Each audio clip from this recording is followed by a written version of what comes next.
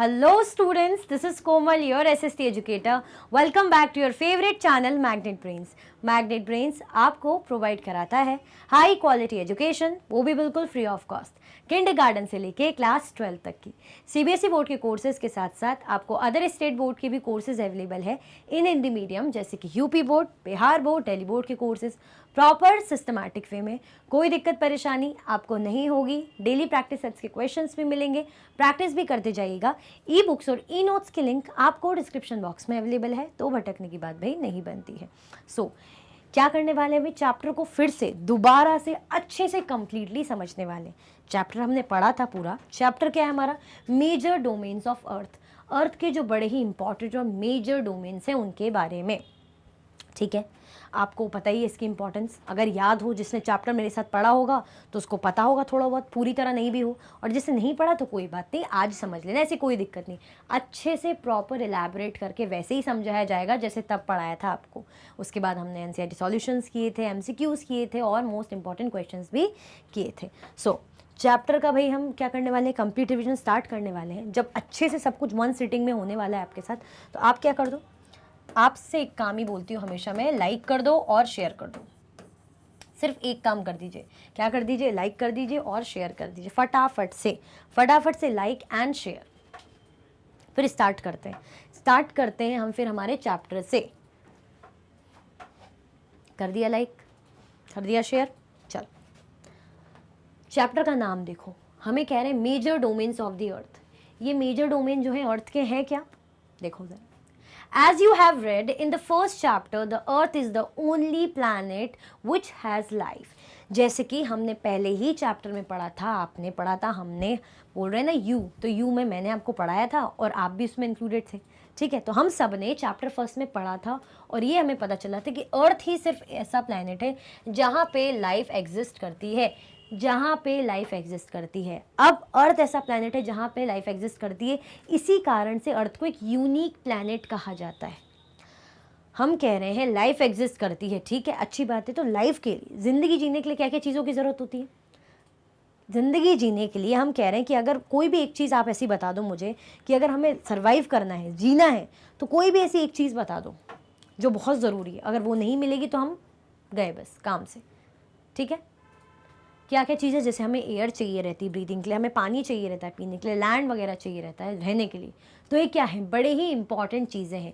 ये चीज़ें हमारे अर्थ में अवेलेबल है, इसीलिए ही हमारा अर्थ क्या है, यूनिक प्लैनेट है जहाँ पे लाइफ पॉसिबल है। क्योंकि लाइफ को जीने के लिए ये सारी चीज़ें, एयर, वाटर, लैंड, बहुत ज़रूरी होती है। Human beings can live here because the life-sustaining elements of land, water and air are present on the earth. Human beings यहाँ पे क्यों जी सकते हैं? Human beings can live here because the life sustaining elements, ऐसे elements जो life के लिए बड़े ही ज़्यादा महत्वपूर्ण इंपॉर्टेंट है, जैसे लैंड हो गया, वाटर हो गया, एयर हो गया, प्रेजेंट होते हैं अर्थ में। लैंड, वाटर, एयर, जैसे कि मैंने बताया, अर्थ में ये तीनों चीज़ें हैं, इसीलिए अर्थ में लाइफ पॉसिबल है। अगर ये इनमें से कोई एक भी नहीं होगा तो लाइफ पॉसिबल नहीं है। अच्छी बात यह है कि तीनों ही अवेलेबल हैं, तो तीनों जब अवेलेबल हैं यानी लाइफ पॉसिबल है, और लाइफ पॉसिबल है इसीलिए अर्थ हमारा यूनिक है। क्लियर? इतना समझ में आया कि नहीं आया? बढ़िया ना? The surface of the earth is a complex zone in which three main components of the environment meet, overlap and interact. जो सरफेस है हमारे अर्थ का वो क्या है, एक बड़ा ही जटिल, एक कॉम्प्लेक्स जोन है। जो सरफेस है अर्थ का वो एक कॉम्प्लेक्स जोन है जिसमें तीनों चीज़ें, तीन जो मेन एलिमेंट है, कौन से तीन एलिमेंट मेन है, लैंड, वाटर, सॉइल, ये जो तीन एलिमेंट की बात हो रही है ना, थ्री मेन कंपोनेंट की, कौन से हो गए, लैंड हो गया, वाटर हो गया, सॉइल बोल रही सॉरी, एयर है। ये तीनों एक दूसरे से मिलते हैं, टकराते कि और वही कैसे हो, चलो आओ मिलते हैं, इंटरेक्ट करते हैं और ओवरलैप करते हैं। क्लियर हुआ? तो इसीलिए लाइफ पॉसिबल है। तो अर्थ बेसिकली क्या है, एक जोन है, कॉम्प्लेक्स जोन है ऐसा, जिसमें तीनों ही एलिमेंट एयर, वाटर, लैंड मिलते हैं, इंटरेक्ट होते हैं, और जो लाइफ एग्जिस्टेंस के लिए बहुत ज़्यादा ज़रूरी है, ज़िंदगी जीने के लिए बड़े ही ज़रूरी है। पर ये तीनों मिलते कहाँ हैं? ये हमारे अर्थ की सरफेस में। The solid portion of the earth on which we live is called the lithosphere. ऐसा पोर्शन अर्थ का जहाँ पे हम रहते हैं, सॉलिड पोर्शन, सॉलिड भाई लैंड है, ज़मीन है कैसी होगी, सॉलिड होगी ना। मैं चलूँगी तो ऐसा तो नहीं कि पानी की तरह मैं बह जाऊँगी या मैं अंदर चली जाऊँगी या गैस की तरह या एयर की तरह हवा में उड़ जाऊँगी। सॉलिड है यानी ठोस है, तभी तो मैं खड़ी हूँ इसमें। मैं कितना भी इसमें कूद लूँ चल लूँ तो टूटेगी नहीं, कुछ नहीं होगा, सॉलिड है। तो किसकी बात हो रही है, जो सॉलिड पोर्शन है हमारे अर्थ का जिसमें हम रहते हैं, which will live is called lithosphere. वो क्या कहलाती है, उसे हम कहते हैं लिथोस्फेयर। क्लियर हुआ, क्या कहते हैं उसको, लिथोस्फेयर। ये देखो ये सॉलिड पोर्शन ये वाला, चलो इससे दिख जाएगा, ये देखो ये है जो पोर्शन, ये लिथोस्फेयर है, लिखा है यहाँ पे। क्या यहाँ पे दिख रहा है हमें लिथोस्फेयर, ये देखो ये आया समझ में, क्लियर। अब और भी चीज़ें हैं, एटमॉस्फेयर, बायोस्फेयर, हाइड्रोस्फेयर, वो भी देखेंगे, उस किसको बोलते हैं समझेंगे। इतना समझ में आया कि नहीं आया। हमें क्या बोल रहे हैं कि जैसे कि हमने पहले चैप्टर में पढ़ा था कि हमारा जो अर्थ है बड़ा ही हटके एक प्लैनेट है। क्यों है, क्योंकि उसमें लाइफ पॉसिबल है। लाइफ पॉसिबल क्यों है, क्योंकि उसमें जो मेजर 3 एलिमेंट मौजूद हैं, लैंड की ज़रूरत भी पड़ती है, वाटर की भी पड़ती है, एयर की पड़ती है, और तीनों ज़रूरत की चीज़ें इंपॉर्टेंट है। हमारा अर्थ सरफेस इन तीनों को यूज़ करता है। यहाँ पे तीनों वाटर, एयर, लैंड इंटरेक्ट करते हैं, मिलते हैं। जैसे देखो ये एयर भी यही मिल रही है, वाटर भी मिल रहा है, जो है लिथोस्फेयर भी मिल रहा है, लैंड भी मिल रहा है, तो इंटरेक्ट कर रहे हैं जहाँ पे लाइफ पॉसिबल है। देखो एनिमल ये जी रहा है, यहाँ पे बर्ड है ना, जो है बर्ड्स फ्लाई कर रहे हैं, फिश है यहाँ पे, तो लाइफ एग्जिस्ट कर पा रही नहीं कर पा रही, बिल्कुल कर पा रही है। तो दैट मीन्स क्या है, इंपॉर्टेंट है। क्लियर हुआ। अभी हमने किसका देखा, लिथोस्फेयर का देखा, जो कि सॉलिड क्रस्ट होता है, सॉलिड पोर्शन जो कि अर्थ का ये वाला सॉलिड। इतना समझ में है, लिथोस्फेयर समझ में है। चल, the gaseous layers that surround the earth is called atmosphere, where oxygen, nitrogen, carbon dioxide and other gases are found. जो गैसियस लेयर होती है, कौन सी लेयर, जो गैसियस लेयर होती है जो अर्थ को सराउंड करती है, इस एटमॉस्फेयर। देखो अर्थ है, ब्लू कलर का बनाते हैं हमारा अर्थ, इस तरीके से हमने अर्थ बनाया,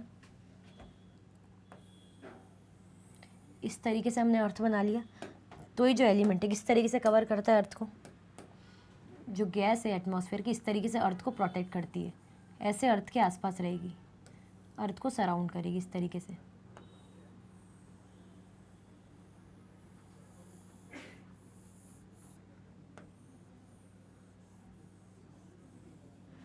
इस तरीके से एटमॉस्फेयर ने अर्थ को क्या करा, सराउंड किया। क्या कर रही, सराउंड करके अर्थ को प्रोटेक्ट कर रही है। अर्थ को प्रोटेक्ट करने के लिए बहुत ही इंपॉर्टेंट रोल प्ले करती है। तो gaseous layer that surround the earth is atmosphere, where oxygen, nitrogen, carbon dioxide and other gases are found. यहाँ पे हमें क्या क्या मिलता है भाई, ऑक्सीजन, जो हमारी लाइफ के लिए बड़ी ज़रूरी है। हम बोलते हैं ना ऑक्सीजन के बिना काम कैसे चलेगा, तो ऑक्सीजन, नाइट्रोजन, कार्बन डाइऑक्साइड और जो अदर गैसेज है वो सब यहाँ पे मिलती है। क्लियर हुआ, कहाँ मिलती है, एटमॉस्फेयर में। Water covers a very big area of the earth surface and this area is called the hydrosphere. अब हम बात करें हाइड्रोस्फेयर की, तो वाटर हम बोलते हैं हमारा अर्थ क्या है, हमारा अर्थ ब्लू प्लैनेट है। हमारा अर्थ ब्लू प्लैनेट क्यों है, क्योंकि अर्थ में बहुत सारा वाटर है। ऑलमोस्ट 71% जो हमारा अर्थ है वाटर से घिरा हुआ है, वाटर ही वाटर है। 71% हमारे अर्थ में जो वाटर है, मतलब जो चीज़ें हैं वो वाटर है। अब जब इतना सारा वाटर होगा तो अर्थ क्या है, हमारा ब्लू प्लैनेट है। ठीक है, अर्थ ब्लू प्लैनेट है, बढ़िया है। साथ में हमने क्या देखा, इसी को हम क्या बोलते हैं, हाइड्रोस्फेयर। ये किसके अंदर आता है, हाइड्रोस्फेयर। तो जो भी सिर्फ अगर हम बोल रहे हैं कि अर्थ में वाटर है 71%, तो किन फॉर्म्स में होगा, अर्थ में वाटर भाई लेक में मिल जाएगा, ओशंस में मिल जाएगा, पॉन्ड में मिल जाएगा, रिवर्स में मिल जाएगा, सी में मिल जाएगा, ग्लेशियर के फॉर्म में, आइस के फॉर्म में मिल जाएगा, वाटर वेपर के फॉर्म में मिल जाएगा। तो इस तरीके से जो हमारे अर्थ में बहुत सारा वाटर है जो किसके अंदर आता है, इसी को हम क्या बोलते हैं, हाइड्रोस्फेयर। तो water covers a very big area earth of the earth surface and this area is called the hydrosphere. और इसी एरिया को हम क्या बोलते हैं, हाइड्रोस्फेयर।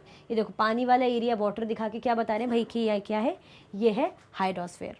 क्लियर, आया समझ में। The hydrosphere comprises water in all its form, that is ice, water and water vapor।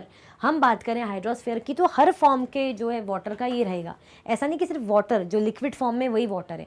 Ice भाई जब बर्फ़ पिघलती तो वो भी वाटर होती है। या वाटर वेपर, वेपर जो हम बोलते हैं ना भाप की बूंदें, वो किसकी रहती है, पानी की रहती है। तो आइस हो, वाटर हो या वाटर वेपर हो, तो hydrosphere comprises water in all forms. Hydrosphere क्या करता है, वाटर को ऑल फॉर्म्स में कंप्राइज से बना होता है, चाहे वो आइस हो, वाटर हो लिक्विड फॉर्म में या वाटर वेपर फॉर्म में। क्लियर हुआ, आया समझ में। तो ये क्या है, हाइड्रोस्फेयर। बायोस्फीयर क्या होता है? Biosphere is the narrow zone where we find land, water and air together which contains all forms of life. Biosphere क्या होता है? एक नैरो जोन होता है। क्या होता है बायोस्फीयर? ये इस तरीके का, ये दिख रहा है आपको, ये देखो, जो तीनों को यूज़ करा है, एरो दिख रहा है, मतलब यहाँ से एयर को भी यूज़ करा, यहाँ से अर्थ का भी यूज़ कर रहा है, यहाँ से वाटर का भी यूज़ कर रहा है, मतलब अर्थ मतलब लैंड का भी यूज़ कर रहा है। तो बीच का जो जोन है ये है बायोस्फीयर। क्या है ये नैरो जोन? ये है बायोस्फीयर। तो बायोस्फीयर क्या है? Is a narrow zone which we find land and air together which contain all forms of life. जहाँ पे हमें क्या मिलता है भाई? वाटर मिलता है, लैंड मिलता है, एयर मिलता है, साथ में जो क्या बनाते हैं, फॉर्म करते हैं लाइफ। क्लियर? कोई कन्फ्यूजन, दिक्कत तो नहीं यहाँ तक? क्या देख रहे हैं हम? हमने देख लिए चारों फॉर्म्स जो हम बात करें, lithosphere, atmosphere, hydrosphere and biosphere. Clear? ये बोल रहे हैं नैरो जोन। तो एक बार इस तरीके से भी बना के बता देती हूँ, आपको समझ में आ जाएगा। ये देखो, ये क्या है? लिथोस्फेयर, ठीक है, ये लिथोस्फेयर है। ये हमारा एटमॉस्फेयर, ये हमारा क्या है? हाइड्रोस्फेयर। ये क्या है? हमारा हाइड्रोस्फेयर। अब इनमें क्या क्या रहता है? लिथोस्फेयर में हमें क्या मिलेंगे? लिथोस्फेयर में मिलते हैं हमें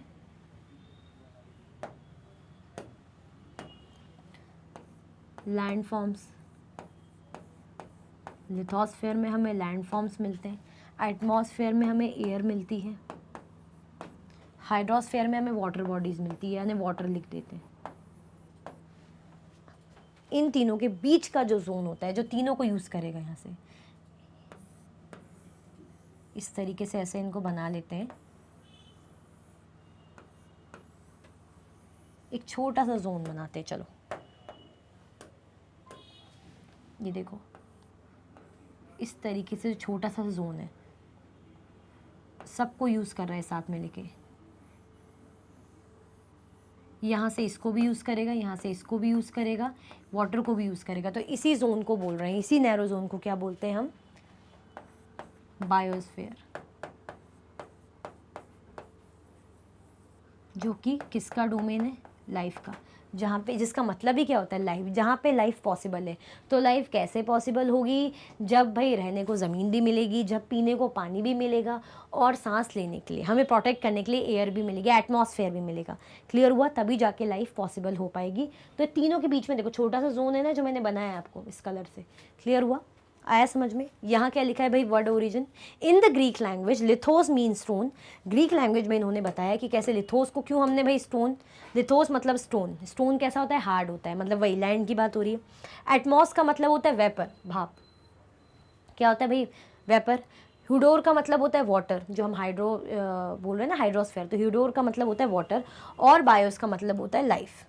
ठीक है? इसलिए बायोस्फीयर में क्या होती है? लाइफ एग्जिस्ट करती है, लाइफ पॉसिबल है। क्लियर? इतना समझ में आया कि नहीं आया? हमने क्या क्या पढ़ लिया? हमने लिथोस्फेयर पढ़ा, एटमॉस्फेयर पढ़ा। लिथोस्फेयर में लैंड फॉर्म्स होते हैं, ठीक है। हाइड्रोस्फेयर में क्या होगा? गैसेस होंगी, एयर मिलती है ब्रीदिंग के लिए। हाइड्रोस्फेयर में क्या होता है? वाटर बॉडीज़ मिलती है, हर फॉर्म में मिलेगी, चाहे आइस, वाटर, है ना, या वाटर वेपर। और बायोस्फीयर क्या है? इन तीनों को बोलता है कि आप तीनों को मैं यूज़ करूँगा साथ में, जहाँ पे लाइफ पॉसिबल है। तो आपके बीच का मैं जोन हूँ, जो क्या हूँ मैं? बायोस्फीयर। जैसे यहाँ बना है वैसे यहाँ पे। क्लियर? चल, अब लिथोस्फेयर को देखते हैं। किसको देखेंगे हम? लिथोस्फेयर को समझेंगे। The solid portion of the earth is called lithosphere. Earth का जो सॉलिड पोर्शन होता है, जो सॉलिड पोर्शन होता है अर्थ का, उसको क्या बोलते हैं? उसको हम लिथोस्फेयर बोलते हैं, जिसमें सारे लैंड फॉर्म्स आते हैं। लैंड, जैसे हम बात करें, हम माउंटेन्स की बात करें, हिल्स की बात करें, प्लेट्यूज़ की बात करें, प्लेन एरिया की, प्लेन लैंड की बात करें, तो ये सब क्या है भाई? सॉलिड होता है, हार्ड होता है ना। तो कैसा? जो सॉलिड पोर्शन रहता है अर्थ का, वो किसके अंदर आता है? उसको बोलते हैं lithosphere. It comprises the rock of the earth crust and thin layer of soil that contain nutrient elements which sustain organisms. इसमें क्या रहेंगे? It comprises the rocks of the earth. इसमें अर्थ में, जो अर्थ क्रस्ट में क्या मिलते हैं हमें? पहाड़ मिलते हैं, रॉक्स जो रहेगी वो रहेगा। साथ में थिन लेयर ऑफ सॉइल, हम ज़मीन पे देखते हैं तो हम बोलते हैं ना ज़मीन है, तो ज़मीन पे हमें मिट्टी की लेयर भी मिलती है, तो थिन लेयर ऑफ सॉइल भी मिलेगी हमें। क्या मिलेगी? थिन लेयर ऑफ सॉइल भी मिलेगी, जिसमें क्या प्रेजेंट रहते हैं? जिसमें प्रेजेंट रहते हैं भाई न्यूट्रिएंट एलिमेंट। हम बोलते हैं ना ये मिट्टी अच्छी है, ये मिट्टी अच्छी है। मिट्टी में क्या रहते हैं? छोटे छोटे माइक्रो ऑर्गेनिजम्स रहते हैं। तो बोलते हैं ये मिट्टी की क्वालिटी अच्छी तभी फसल उगेगी, या ये मिट्टी की क्वालिटी अच्छी तभी वेजिटेशन होगी। क्यों? क्योंकि मिट्टी क्या होती है भाई? बड़ी इंपॉर्टेंट होती है, होती कि नहीं होती? तो इसमें क्या रहता है भाई? जो सॉलिड क्रस्ट है इसमें क्या रहेगा? थिन लेयर ऑफ सॉइल भी रहेगी, और उस सॉइल में क्या रहेगा? यहाँ पे एलिमेंट्स रहेंगे, न्यूट्रिएंट एलिमेंट्स रहेंगे, जिसमें ऑर्गेनिजम्स सस्टेन होते हैं, ऑर्गेनिजम्स रहते हैं। क्लियर हुआ? There are two main division of the earth surface. Earth surface के दो तरीके से डिवीजन किए हुए हैं। किस तरीके से? अर्थ सरफेस के ऐसे, अर्थ सरफेस के डिवीजन है। किस तरीके से भाई अर्थ सरफेस का डिवीजन है? देखते हैं। पहला बोलते हैं जो लैंड मासेस रहेंगे, लैंड मासेस यानी जो हमारे कॉन्टिनेंट्स। सेकंड क्या रहेगा? Ocean basins. क्या रहेगा? Second, ocean basins. इस तरीके से डिवाइडेड है। The large land masses are known as continents and the huge water bodies are called ocean basins. जो ह्यूज वाटर बॉडीज होती है, तो क्या बोल रहे हैं? Water bodies.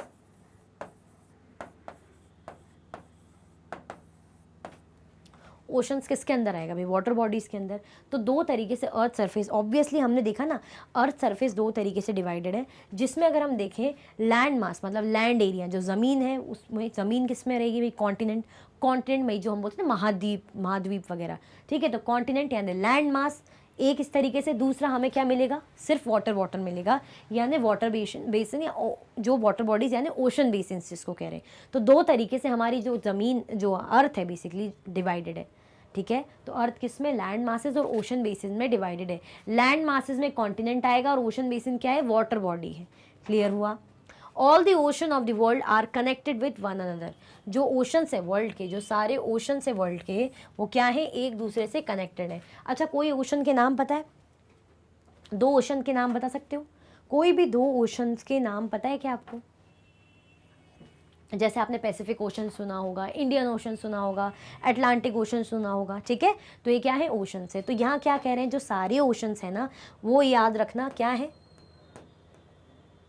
कनेक्टेड है, एक दूसरे से कनेक्टेड है। ये बड़ी इंपॉर्टेंट चीज़ है, इसको याद रखना। जो सारे ओशंस हैं वो क्या है? एक दूसरे से कनेक्टेड है। किसके बारे में देखा हमने? लिथोस्फीयर के बारे में। क्या बता रहे हैं? जो सॉलिड पोर्शन रहता है अर्थ का, जो लैंड जिसे हम कह रहे हैं, रॉक, माउंटेन, हिल्स जो है, वो क्या है? लिथोस्फीयर का मतलब लिथोस्फीयर को कंप्राइज करते हैं, लिथोस्फीयर के अंदर आते हैं, ठीक है। जिसमें मिट्टी भी रहेगी, जिसमें ऑर्गेनिजम्स रहेंगे, न्यूट्रिएंट्स रहेंगे। हमने देखा कि दो मेन डिवीजन होते हैं अर्थ सरफेस के। अर्थ के सरफेस को दो डिवीजन में बांटा है, जिसमें जो लार्ज लैंड मासेस होते हैं, बड़े बड़े लैंड मास होते हैं, उनको कॉन्टिनेंट बोलते हैं। और जो ह्यूज वाटर बॉडीज होती हैं, जो ह्यूज वाटर बॉडीज होती हैं, उनको ओशंस बोलते हैं, ओशन बेसिन्स बोलते हैं। क्लियर हुआ? हमने देखा जो ओशंस होते हैं सब एक दूसरे से कनेक्टेड रहते हैं, ये ध्यान रखना। अगर कोई आपसे क्वेश्चन कर ले कि क्या जो ओशंस हैं एक दूसरे से कनेक्टेड होते हैं, जुड़े हुए होते हैं, तो आपको क्या बोलना है कि जी हाँ, ये जो ओशंस हैं एक दूसरे से कनेक्टेड होते हैं। क्लियर? आया समझ में? Are all the land masses connected with one another. अब आपको ये बताना है कि जो लैंड मासेस होते हैं, ये किसकी, जो हम कॉन्टिनेंट की बात कर रहे हैं, तो क्या ये एक दूसरे से जुड़े होते हैं? ये आप बताइए। क्लियर? चलो। The level of sea water remains the same everywhere. जो लेवल रहता है किसका? सी वाटर का। जो लेवल रहता है सी वाटर का, वो क्या रहता है? एक जैसा रहता है। सी वाटर का जो लेवल है हर जगह सेम रहता है। Elevation of land is measured from the level of the sea which is taken as zero. जैसे हम बोलते हैं ना कि ये सी लेवल से, ऐसे यहाँ से लिया जाता है, इस तरीके से लेवल मेंशन किया जाता है, तो हम बोलते हैं 2, 3, 4, 5 बाई मीटर्स। क्या है ये? क्या है? समुद्र तल से ऊपर है। आपने कभी देखा होगा, चाहे आप स्टेशन में देखा होगा, मैंने चीज़ नोटिस करी जब मैं स्टेशंस वगैरह में जाती थी, स्टेशन मतलब रेलवे स्टेशन, जैसे ट्रेन वगैरह का वेट करो या कहीं भी ऐसा लिखा रहता है कोई भी जगह जाओ कि समुद्र तल से ये जगह इतनी ऊंचाई पे, समुद्र तल से ये जगह 425 मीटर ऊंचाई पे, समुद्र तल से ये जगह 2450 मीटर ऊंचाई पे। तो क्यों हम समुद्र तल को यूज़ करते हैं? समुद्र तल मतलब सी लेवल को हम क्यों यूज़ करते हैं? सी लेवल क्यों? क्योंकि सी लेवल हर जगह एक जैसा होता है। ये ध्यान रखना, जो सी लेवल होता है एक जैसा होता है, मतलब ऐसा नहीं होगा, ऐसा नहीं होगा, ऐसा रहता है बिल्कुल इक्वल। अब जब कोई भी चीज़ इक्वल रहेगी तो वहाँ से मेजरमेंट ईजी रहेगा ना। तो the elevation of land is measured from the level of the sea. Sea के लेवल से क्या करा जाता है? मेजरमेंट लिया जाता है। अब मेजरमेंट लेंगे तो इस लेवल को क्या मान लेंगे? ज़ीरो। इस लेवल को ज़ीरो ले लेंगे कि ज़ीरो से यहाँ से स्टार्ट होते होते होते होते जैसे इतने मीटर, 2 3 4 5 मीटर, 2 3 4 5 मीटर। तो क्या करा? सी के लेवल को ज़ीरो लिया। तो ये इंपॉर्टेंट है, याद रखना कि जो सी का लेवल होता है वो इक्वल रहता है, सब जगह एक जैसा रहेगा। अब जब एक जैसा रहेगा तो उसको क्या लिया जाता है? ज़ीरो। अब इसको मेजर करेंगे और ऊंचाई पे जाएंगे तो 2 3 4 5 0, और ऊँचे जाएंगे तो 5 4 5 6 0, इस तरीके से। क्लियर हुआ? आया समझ में? The highest mountain peak Mount Everest is 884 metres above the sea level. जैसे हमको माउंटेन, हाइएस्ट माउंटेन पीक को हमें मेजर करना है, जो बोलते हैं ना हाईएस्ट माउंटेन पीक है माउंट एवरेस्ट, कितनी ऊंचाई पे? इतनी ऊंचाई पे, जैसे बताया ना इन्होंने, मैंने बताया यहाँ से ज़ीरो लिया, कितना बोल रहे? 8848 मीटर्स। कितना लिया भाई? 884 मीटर्स लिया। क्लियर हुआ? आया समझ में? यहाँ से ज़ीरो लिया और यहाँ पे 884 मीटर कैलकुलेट किया। The greatest depth of 11,022 meters is recorded at Mariana Trench in the Pacific Ocean। ये हम हाईएस्ट की बात करें डीप की, डेप्थ मतलब नीचे अंदर को, तो कितना है? क्या लिया है? 11022 मीटर्स, इतना है, मतलब इतनी ज़्यादा नीचे, मतलब डेप्थ। जैसे हमने हाईएस्ट लिया ना कि सबसे ऊंचाई पे जो माउंट एवरेस्ट की बात हो रही है वो 8848 सी के लेवल से इतना ऊंचा है। अब बोल रहे हैं कि जो सबसे निचला, जो गहराई है, डेप्थ है, 11,022 मीटर्स हैं, जो रिकॉर्ड की गई है मैरियाना ट्रेंच, जो कहाँ है? पैसिफिक ओशन में। तो पैसिफिक ओशन में जो नाम है दिया है मैरियाना ट्रेंच, वो क्या है? सबसे डीपेस्ट पॉइंट है अर्थ का सबसे गहरा पॉइंट है मैरियाना ट्रेंच, जो हमें कहाँ मिलता है? पैसिफिक ओशन में, जो कितना अंदर तक है? 11,022 मीटर्स। क्लियर हुआ? आया समझ में? कोई कन्फ्यूजन, दिक्कत तो नहीं? क्या कह रहे हैं हमसे? हम सी के लेवल को ज़ीरो लेके चलते हैं, तो ठीक है, सी के लेवल को ज़ीरो लिया। क्यों लेते हैं सिर्फ सी के लेवल को ज़ीरो? हम लैंड से क्यों नहीं मेजर करते? क्योंकि लैंड भाई इरेगुलर हो सकते कुछ भी, लेकिन सी का लेवल हर जगह इक्वल होता है, तो सी के लेवल को ज़ीरो लिया जाता है। अब ज़ीरो से जो चीज़ जितनी ऊँची होगी तो उसको 8848 मीटर, जैसे माउंट एवरेस्ट का देखा। अब डेप्थ में देख रहे हैं तो डेप्थ में सबसे ज़्यादा दुनिया का जो कह रहे हैं सबसे डीपेस्ट पॉइंट कहाँ है? मैरियाना ट्रेंच है, जो कहाँ मिलेगा? पैसिफिक ओशन में। क्लियर हुआ? आया समझ में? Could you imagine that depth of sea is much more than the highest point? क्या आप कभी इमेजिन कर सकते हो कि जो डेप्थ रहेगा, सी की जो गहराई रहेगी, वो किससे ज़्यादा है? Much more than the highest point. मतलब आपने देखा ना कि जो हाईएस्ट पॉइंट हम कह रहे हैं 8848 और डीपेस्ट तो 11,022, मतलब डीप कितना ज़्यादा है और हाईएस्ट कितना है? 8848। क्लियर हुआ? तो आप क्या इमेजिन कर सकते हो? तो आपने देखा ही। क्लियर? चलो, अब डू यू नो में क्या बता रहे हैं हमें? एडमंड हिलेरी है न्यूजीलैंड के, और तेंजिंग नॉर्गे शेरपा इंडिया से हैं, were the first man to climb the highest mountain peak Mount Everest on the planet earth on 29 May 1953। ये क्या थे? पहले ऐसे मैन थे, पहले ऐसे आदमी लोग थे। कौन? एडमंड हिलेरी जो न्यूजीलैंड से थे, और तेंजिंग नॉर्गे जो शेरपा इंडिया से थे, were the first man to climb the highest mountain peak, मतलब माउंट एवरेस्ट के हाईएस्ट जो उसमें चढ़े होंगे, हम बोलते हैं ना कि पहाड़ में चढ़े, माउंटेनियर जो रहते हैं, तो highest mountain peak Mount Everest पे कौन चढ़े थे? पहले ऐसे मैन थे एडमंड हिलेरी जो न्यूजीलैंड से थे, और तेंजिंग नॉर्गे शेरपा जो इंडिया से थे, on the planet earth on 29 May 1953। 29 May 1953 को ये लोग चढ़े थे। जिनको तबाही जापान से थी, वो ऐसी फर्स्ट वुमेन थी जो इस समिट पे 16 मई 1975 में पहुंची थी। ये तो मैन का देखा हमने कि ये मैन थे, सबसे पहले पहुंचे। अब वुमेन में कौन थी? जुनको तबई, जो कहाँ की थी? जापान की थी। जुनको तबई कहाँ की थी? जापान की थी। तो पहली ऐसी वुमेन थी जो 16 मई 1975 को माउंट एवरेस्ट की पीक पे चढ़ी थी। अब इंडिया से बात करें कि इंडिया की कौन सी वुमेन थी, तो द फर्स्ट इंडियन वुमेन, पहली इंडियन वुमेन थी जो हाईएस्ट पीक में चढ़ी थी 23 मई 1984 में, जो थी बचेंद्री पाल। कौन थी? बचेंद्री पाल। क्लियर हुआ? आया समझ में? तो ये क्या है, हाईएस्ट पीक पे कौन कौन चढ़ा? तो मेन में कौन थे?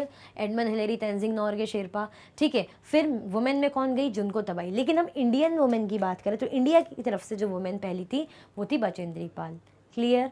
अच्छा लगता है ना, प्राउड मूवमेंट लगता है, ठीक है। चलो, कॉन्टिनेंट्स। अब हम लिथोस्फेयर पढ़ रहे हैं। लिथोस्फेयर क्या है भाई? सॉलिड क्रस्ट हम बोलते हैं, जिसमें लैंड मास होते हैं, कॉन्टिनेंट और वाटर बॉडीज़ भी रहती है, ओशंस। तो अब हम किसको पढ़ने वाले हैं? अब हम कॉन्टिनेंट्स को पढ़ने वाले हैं।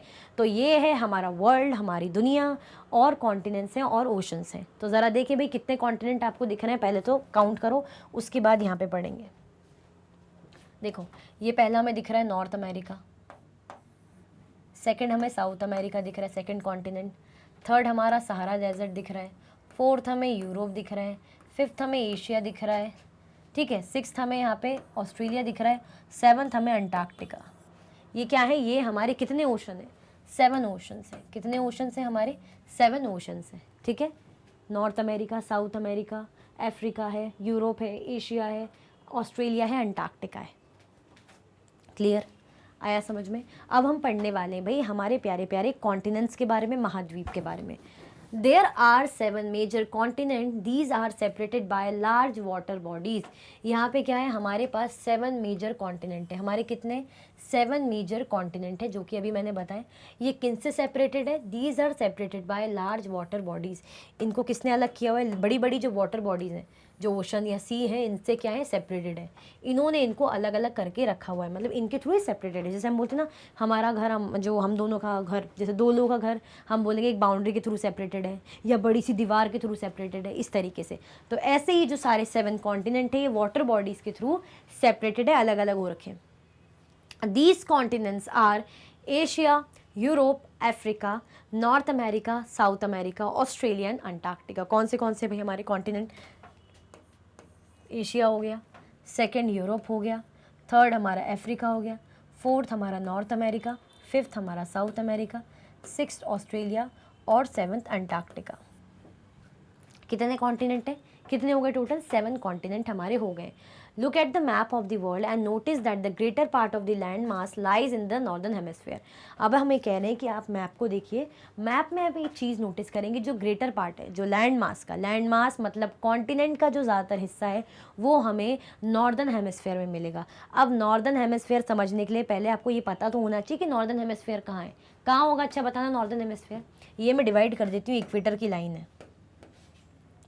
ये मैंने इक्वेटर की लाइन को डिवाइड बता दिया कि ये इक्वेटर की लाइन है 0 डिग्री। ये इक्वेटर की लाइन है हमारी, है ना, 0 डिग्री पे। अब बताओ कि नॉर्दर्न हेमिस्फीयर कहाँ है और सदर्न हेमिस्फीयर क्या है? जल्दी ये बताओ, नॉर्दर्न हेमिस्फीयर और सदर्न हेमिस्फीयर हमें कहाँ मिलेगा? फटाफट से बताओ, पहले तो पता चले यही नहीं पता। नॉर्दर्न हेमिस्फीयर कहाँ है और सदर्न हेमिस्फीयर कहाँ है? फटाफट से पहले तो ये बता दो। नॉर्दर्न हेमिस्फीयर भाई नॉर्थ पोल ऊपर है ना, ये। सदर्न हेमिस्फीयर साउथ नीचे। क्लियर? तो हमसे कह रहे हैं आप ये नोटिस करो, जो ज़्यादातर लैंड मासेस है, लैंड मासेस मतलब जो कॉन्टिनेंट है वर्ल्ड के, वो कहाँ मिलेंगे? नॉर्दर्न हेमिस्फीयर में, यानी ऊपरी तरफ। तो देखो ज़्यादातर ज़मीन आपको ऊपर ही दिख रही है कि हाँ देखो, ये देखो इतने सारे कॉन्टिनेंट सब ऊपर है। नीचे को कौन सा दिख रहा है? सिर्फ ऑस्ट्रेलिया है, यहाँ पे थोड़ा सा अंटार्कटिका है, अफ्रीका का थोड़ा पार्ट है, यहाँ पे साउथ अमेरिका का पार्ट है। बाकी जो कॉन्टिनेंट का ऊपर का जो ज़्यादातर हिस्सा है लैंड मास का, वो हमें नॉर्दर्न हेमिस्फीयर में दिख रहा है। मतलब नॉर्दर्न हेमिस्फीयर में क्या है? ज़्यादातर ज़मीन है। क्लियर हुआ? आया समझ में? क्या बोल रहे हैं, हमें मैप में देखना है, नोटिस करना है कि जो ग्रेटर पार्ट है लैंड मास का, लैंड मास मतलब ज़मीन का, धरती का, यानी कॉन्टिनेंट्स का, वो नॉर्दर्न हेमिस्फीयर में है। और नॉर्दर्न हेमिस्फीयर क्या होगा? इक्वेटर क्या करता है? अर्थ को 2 पार्ट में डिवाइड करता है। ऊपर का पार्ट हम नॉर्दर्न हेमिस्फीयर बोलते हैं, नीचे का पार्ट हम सदर्न हेमिस्फीयर बोलते हैं। तो नॉर्दर्न हेमिस्फीयर में दिख रहे हैं आपको ज़्यादातर लैंड मास। क्लियर हुआ? आगे बढ़े भाई, चल। अब पहला हम समझते हैं, एशिया को देखते हैं, ठीक है। क्या देखते हैं? एशिया को देखते हैं। यहाँ पे देखो, सबसे पहले एशिया कहाँ है? लोकेट करो एशिया।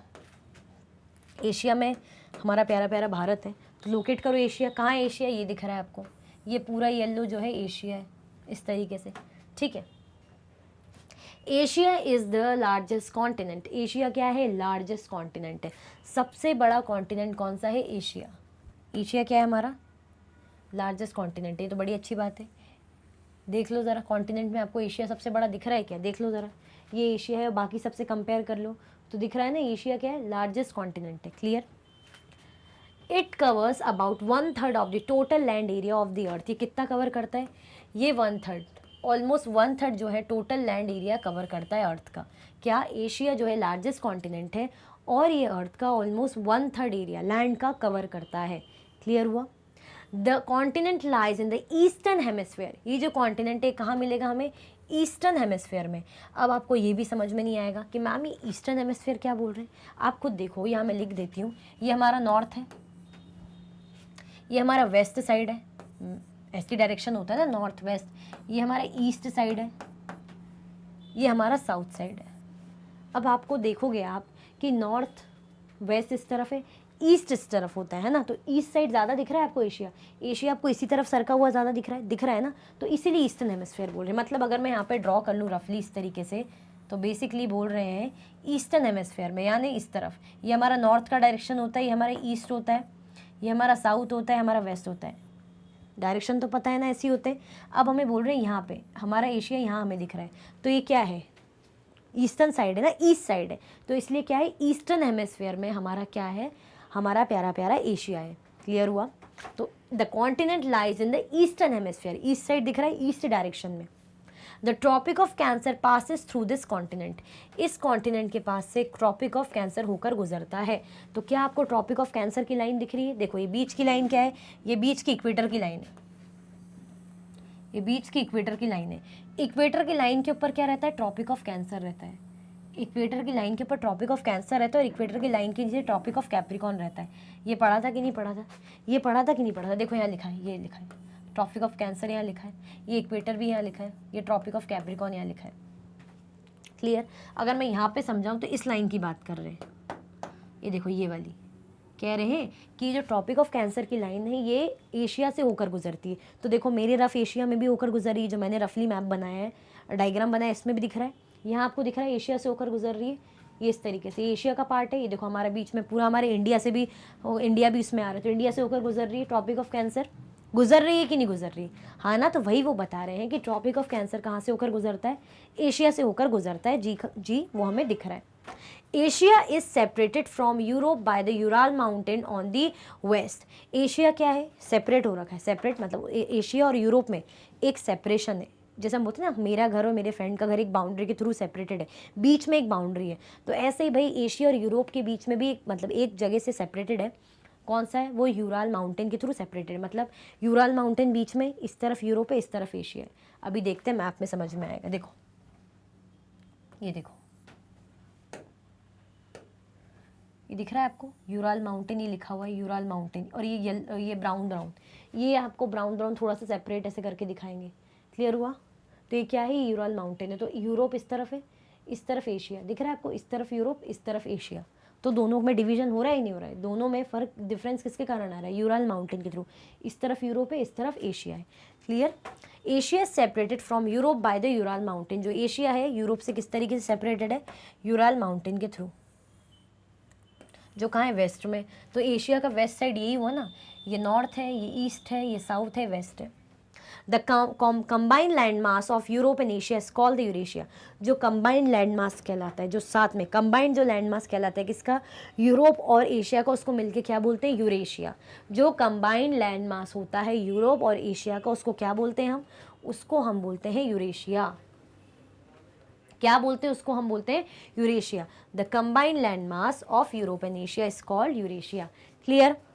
आया समझ में? कोई कंफ्यूजन, दिक्कत तो नहीं? एशिया के बारे में पढ़ रहे हैं, क्या बता रहे हैं? एशिया हमारा लार्जेस्ट कॉन्टिनेंट है वर्ल्ड का। ठीक है, ओके। ये कहाँ मिलता है? कंप्लीटली ईस्टर्न साइड, ये ईस्ट वाला एरिया है ना, ये जैसे मैंने यहाँ बनाया, इस साइड कंप्लीटली मिलता है। इसमें से ट्रॉपिक ऑफ कैंसर होकर गुजरता है। तो गुजर रहा है क्या? देखो ये ऊपर एशिया, यहाँ से ट्रॉपिक ऑफ कैंसर की लाइन गुजर रही है। देखो ये, हाँ लिखा है, बिल्कुल गुजर रही है। हमने देखा एशिया और यूरोप एक माउंटेन के थ्रू सेपरेटेड है। ये यूरोप दिख रहा है, ये एशिया, तो एक माउंटेन का ब्राउन लाइन दिख रही है। तो हाँ, माउंटेन का नाम क्या है? Ural mountain. और कंबाइंड जो लैंड मास है यूरोप और एशिया का, दोनों मिलके क्या बनाता है? यूरेशिया। क्लियर हुआ? अभी तक कोई कंफ्यूजन, दिक्कत तो नहीं?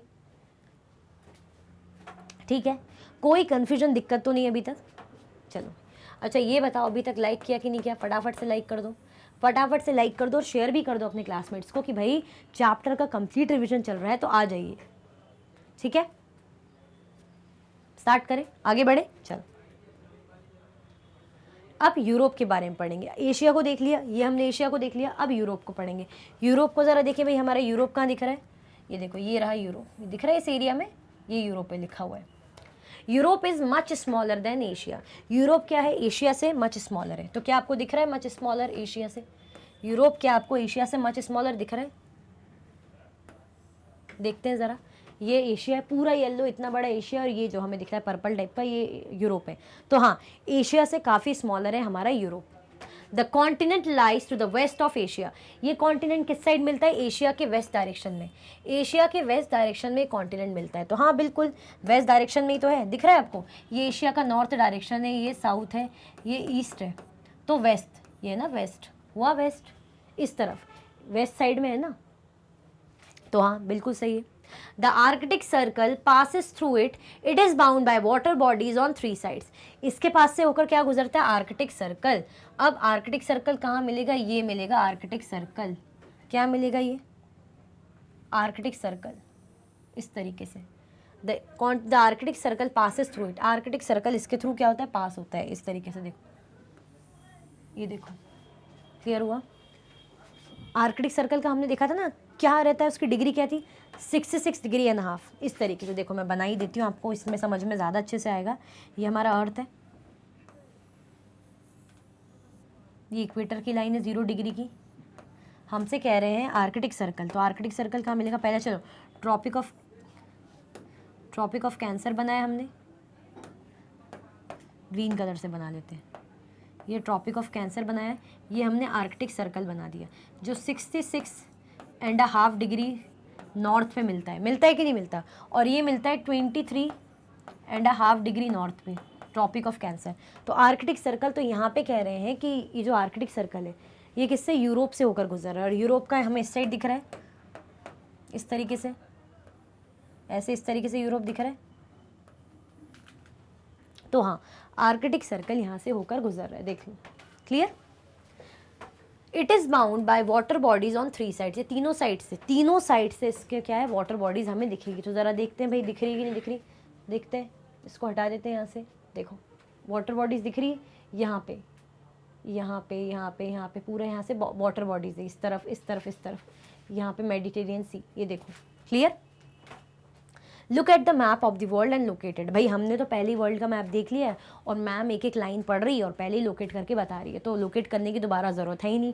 फिर से देख लेते हैं, यूरोप क्या है? एशिया से काफ़ी स्मॉलर है। दिख रहा है? जी हाँ बिल्कुल दिख रहा है। हमने देखा कि यूरोप से क्या आर्कटिक सर्कल की जो लाइन है होके गुजर रही है, तो बिल्कुल होके गुजर रही है। ये तीनों साइड से भाई जो है वाटर बॉडी से घिरा है, तो देख लेते हैं, यहाँ से भी और यहाँ से भी दिख रही है, तो जी हाँ घिरा हुआ है। क्लियर हुआ? आया समझ में? कोई कंफ्यूजन, दिक्कत तो नहीं भाई? चल, now Africa. Africa is the second largest continent after Asia. Africa क्या है? सेकेंड लार्जेस्ट कॉन्टिनेंट है एशिया के बाद। अफ्रीका क्या है? सेकेंड लार्जेस्ट कॉन्टिनेंट है एशिया के बाद। मतलब कहाँ है अफ्रीका? सबसे पहले तो इसको लोकेट करो, फिर देखते हैं। ये रहा अफ्रीका, ये हमारा अफ्रीका है, इस तरीके से। सबसे बड़ा एशिया हमें दिख रहा है फर्स्ट नंबर पे, यहाँ पे अफ्रीका सेकंड नंबर का है। तो अफ्रीका भी बाकियों से बड़ा दिख रहा है, तो ये सेकंड नंबर पे अफ्रीका सबसे बड़ा है। ठीक है, ज़रा और देखते हैं। द इक्वेटर और 0 degree latitude run almost through the middle of the continent. जो हम बोलते हैं ना इक्वेटर, यानी जो 0 डिग्री की लाइन होती है, जो 0 डिग्री का लैटिट्यूड होता है, वो ऑलमोस्ट मिडिल, इसके बीच में से होके गुजरता है, इस कॉन्टिनेंट के बिल्कुल बीच में से होके गुजरता है। तो क्या हमें दिख रहा है 0 डिग्री की लाइन? ये जा रही है 0 डिग्री की लाइन, ये जो जा रही है 0 डिग्री की लाइन जा रही है, तो बिल्कुल बीच में से होके गुजर रही है। तो ऑलमोस्ट मिडिल, हाँ आधा ऊपर आधा नीचे, तो ऑलमोस्ट मिडिल, बीच में से होके गुजर रही है, बिल्कुल सही बात है। A large portion of Africa lies in the northern hemisphere. ज़्यादातर जो पोर्शन है अफ्रीका का, वो हमें कहाँ मिलेगा? Northern hemisphere. तो बिल्कुल सही है, ये ऊपर का पोर्शन नॉर्थ होता है, नीचे का पोर्शन साउथ होता है। तो इतना पूरा ये क्या है? नॉर्दर्न हेमिस्फीयर में। और यहाँ पे कितना है? सिर्फ इतना है। तो यहाँ पे कम है, यहाँ पे ज़्यादा है, अलग ही दिख रहा है ना, यहाँ पे इतना सारा और यहाँ पे इतना। तो जो ज़्यादातर पोर्शन है अफ्रीका का वो नॉर्दर्न हेमिस्फीयर में मिल रहा है। और नॉर्दर्न हेमिस्फीयर, सदर्न हेमिस्फीयर हमें बहुत अच्छे से पता है। इक्वेटर क्या करता है, अर्थ को इक्वल हाफ्स में डिवाइड करता है। ऊपर का पोर्शन नॉर्दर्न हेमिस्फीयर, नीचे का पोर्शन सदर्न हेमिस्फीयर। याद करो, ये चैप्टर्स में हमने ग्लोब और लैटिट्यूड्स में बहुत अच्छे से पढ़ा था, ठीक है। A large part of Africa lies in the northern hemisphere. जो लार्ज पार्ट है अफ्रीका का वो कहाँ है भाई, नॉर्दर्न हेमिस्फीयर में दिखता है, जैसे कि हमने देखा। लुक एट द फिगर, अब फिगर को देखने के लिए बोल रहे हैं, इमेज को देखने के लिए बोल रहे हैं। You will find that it is the only continent through which Tropic of Cancer, equator and Tropic of Capricorn pass. अगर हम मैप में ध्यान से देखें तो एक चीज़ आप भी नोटिस करेंगे कि सिर्फ यही एक ऐसा कॉन्टिनेंट है, सिर्फ यही एक ऐसा कॉन्टिनेंट है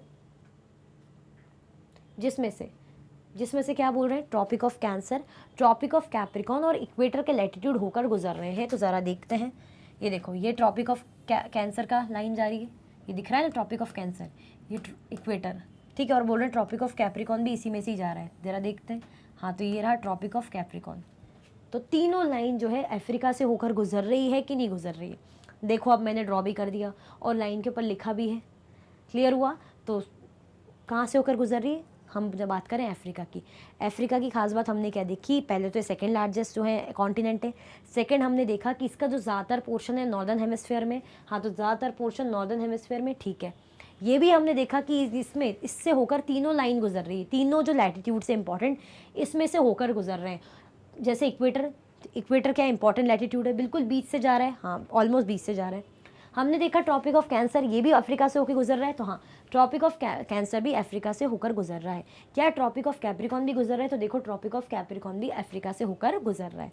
क्लियर हुआ। इसीलिए प्रॉपर आपको मैप के थ्रू, फिगर के थ्रू पढ़ा रही हूँ, तो देख के समझ में आएगा। सिर्फ इमेजिन तो हम कर नहीं सकते, वरना मुझे ड्रॉ करना पड़ता। यहाँ पे अच्छा खासा बना हुआ है, इसलिए एग्जैक्ट समझा रही हूँ।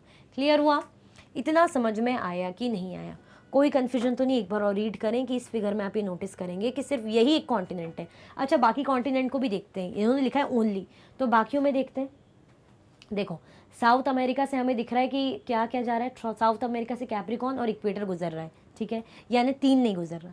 नॉर्थ अमेरिका से सिर्फ कैंसर गुजर रहा है, ठीक है। यहाँ से हम देखिए ऑस्ट्रेलिया में भी कैप्रिकॉन गुजर रहा है, ठीक है। तो यानी सिर्फ यही है जिसमें से तीनों लाइन होकर गुजर रही है, सिर्फ यही है, तीनों आ रही ना, तीनों। क्लियर, आया समझ में। चल, the Sahara desert, the world's largest hot desert, is located in Asia. Sahara desert क्या है, वर्ल्ड का सबसे, दुनिया का सबसे गर्म रेगिस्तान है, जो कहाँ मौजूद है, अफ्रीका में मिलता है। देखो लिखा भी हुआ है यहाँ पे, सहारा डेजर्ट वर्ल्ड का जो है हॉटेस्ट रेगिस्तान है, डेजर्ट है, जो कहाँ है, अफ्रीका में। तो बिल्कुल अफ्रीका में है Sahara desert. The world's largest hot desert is located in Africa.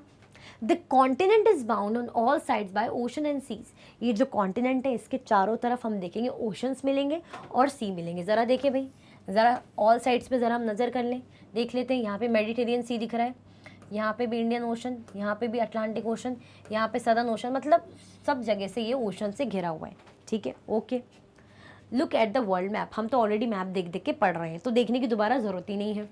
You will notice that the world's longest river the Nile flows through Africa. World की जो सबसे लंबी नदी है, दुनिया की जो सबसे लंबी नदी कौन सी है, नाइल। क्या है, सबसे लंबी, लॉन्ग, कौन सी है सबसे लंबी नदी दुनिया की, ये है नाइल। कहाँ से बह रही है, ये भी हमें दिख रही है अफ्रीका से। वाह, सहारा डेजर्ट भी इसमें है, जो है नाइल रिवर भी इसमें, क्या बात है, बड़ा ही इंपॉर्टेंट है अफ्रीका।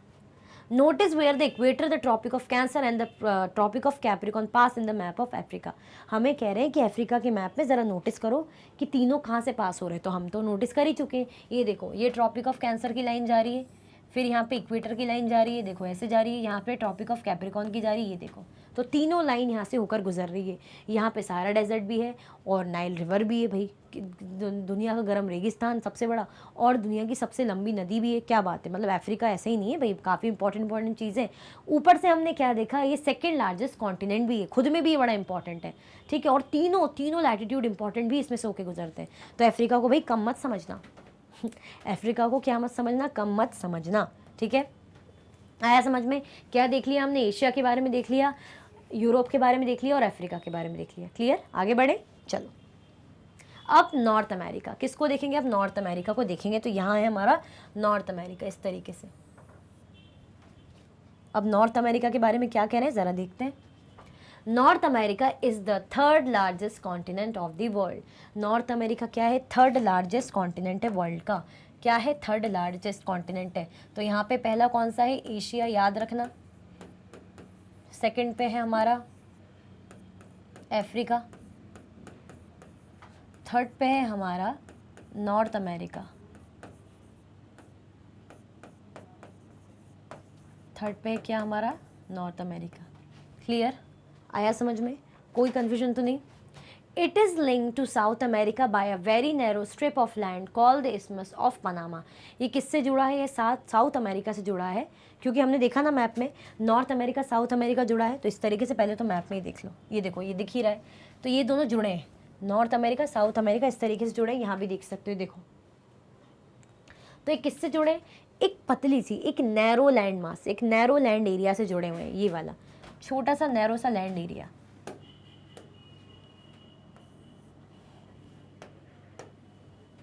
ये देखो, जिसको क्या नाम दे रहे हैं? जिसको क्या बोल रहे हैं? इस्मस।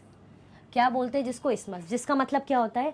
A narrow strip of land joining two land masses. मतलब लैंड का, ज़मीन का, मतलब लैंड का, धरती का एक पतला सा ही नैरो स्ट्रिप जो क्या करता है? दो लैंड मासेस को जोड़ता है। तो दो land mass north America south America को जोड़ रहे हैं ना। अगर मैं इसको हटा दूँ तो आपको यहाँ दिखेगा, ये जोड़ रहा है ना इस तरीके से, पतला सा, बहुत ही नैरो इस तरीके से। तो इसको क्या बोलते हैं? इस्मस बोलते हैं। इस्मस क्या करता है? एक पतला सा, खुद ही एक लैंड मास होता है, नैरो पतला सा, जो बड़े बड़े दो लैंड मासेस को जोड़ता है, तो उसको इस्मस बोलते हैं। क्लियर?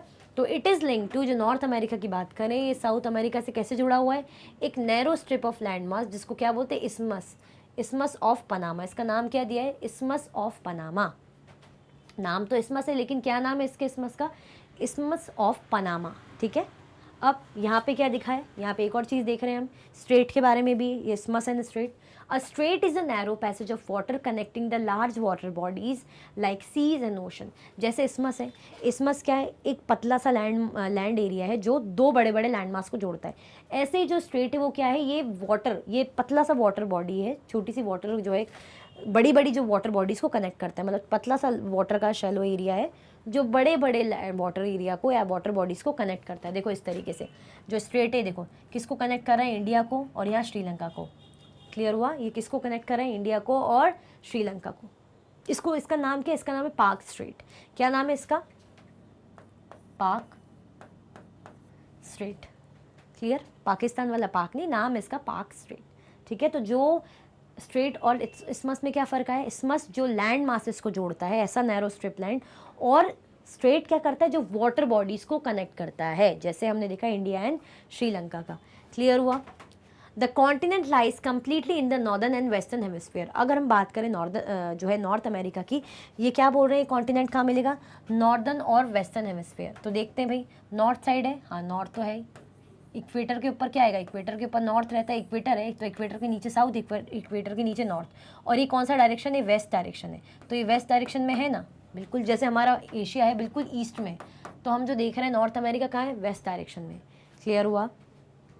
आया समझ में? तो you will notice that the world longest river, हाँ ये तो हमने उसका पढ़ा था, सॉरी, ये मुझे लगा इसी के साथ पढ़ रहे हैं, पर हमारा तो पीछे है ना, ये तो भूल ही गए। ठीक है। तो जो कॉन्टिनेंट है हमारा, किसकी बात हो रही है? नॉर्थ अमेरिका की। ये कम्प्लीटली हमें नॉर्थर्न और वेस्टर्न हेमिस्फीयर में मिलता है। क्लियर हुआ? आया समझ में? कोई कन्फ्यूजन, दिक्कत तो नहीं? इस तरीके से मैं बना दूँ तो ये बोल रहे हैं, ये देखो इक्वेटर है, इक्वेटर के ऊपर नॉर्थ, इक्वेटर के नीचे साउथ है। नॉर्थ अमेरिका की बात कर रहे हैं, तो कह रहे हैं कि जो नॉर्थ अमेरिका है पूरी तरह नॉर्थ में और साथ में वेस्टर्न हेमिस्फीयर में। तो ये वेस्टर्न डायरेक्शन है ना, वेस्ट है ना, ये वेस्ट है, ये नॉर्थ है, ये साउथ है और ये ईस्ट है। क्लियर? आया समझ में? कोई कन्फ्यूजन, दिक्कत तो नहीं? चलो साउथ अमेरिका, अब किसके बारे में पढ़ेंगे? हम साउथ अमेरिका के बारे में पढ़ेंगे। तो सबसे पहले ढूंढ लो भाई साउथ अमेरिका कहाँ है। तो ये रहा हमारा साउथ अमेरिका। इतना पोर्शन जो है हमारा साउथ अमेरिका का है। South America lies mostly in the southern hemisphere.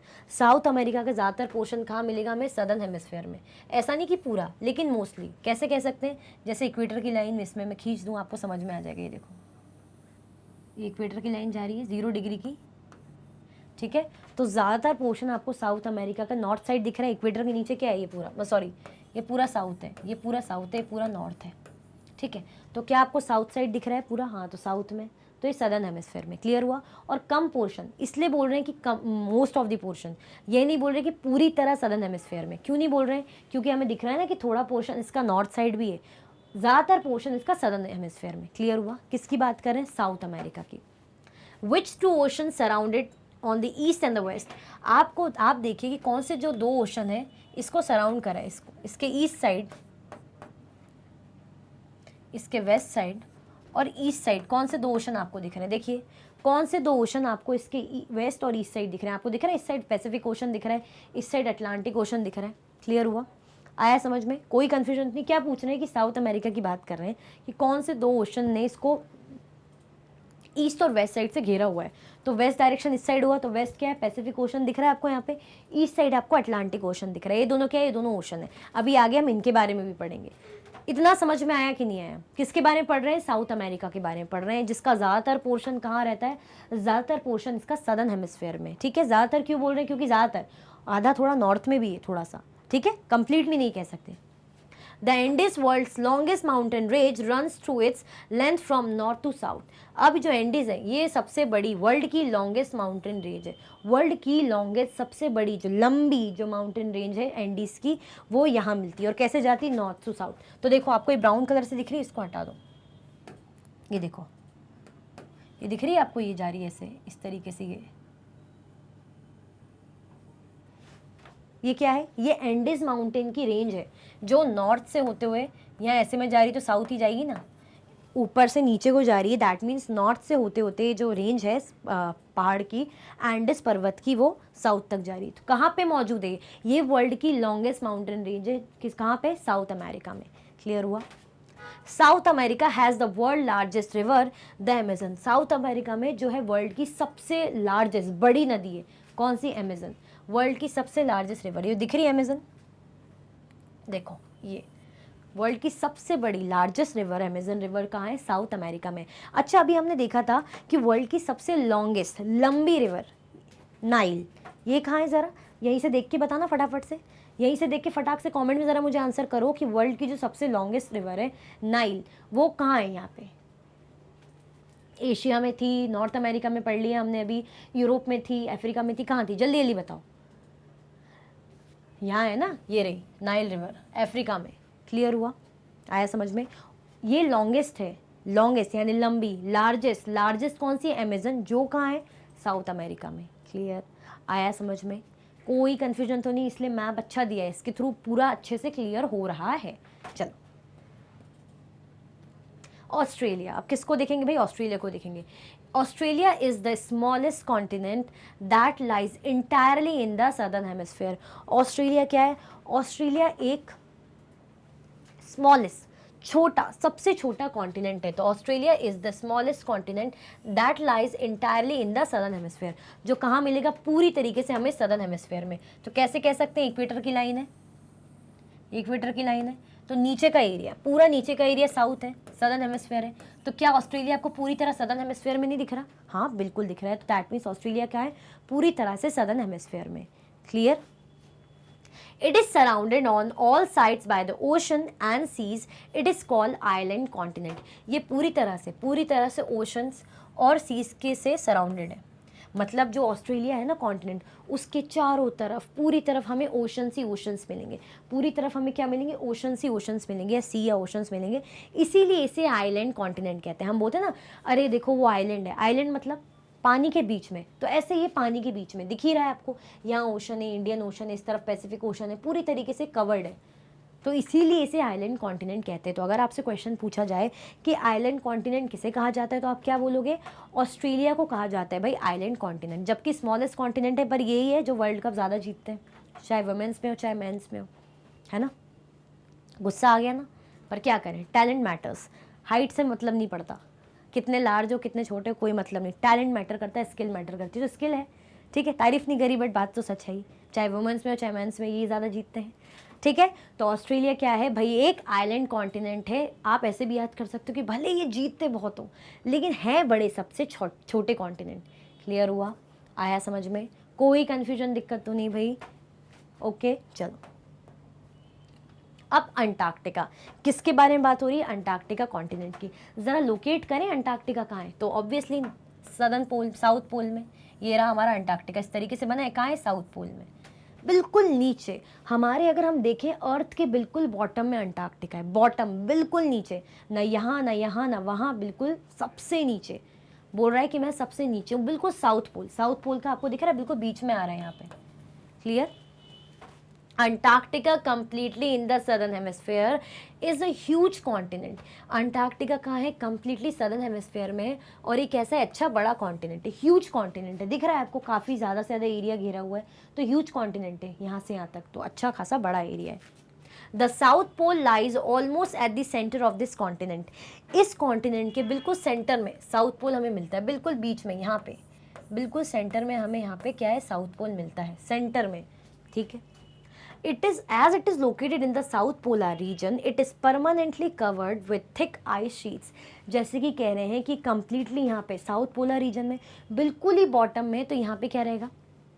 देखो, हम जब पढ़ रहे थे, हम सन का पढ़ रहे थे कि सन की जो रेज है, ये सन है मान लीजिए, जो सन की रेज है बीच वाले एरियाज में अच्छी पड़ती है, ऐसे डायरेक्ट पड़ती है। इन एरियाज़ में सन की रेज डायरेक्ट पड़ती तो अच्छी गर्मी रहेगी।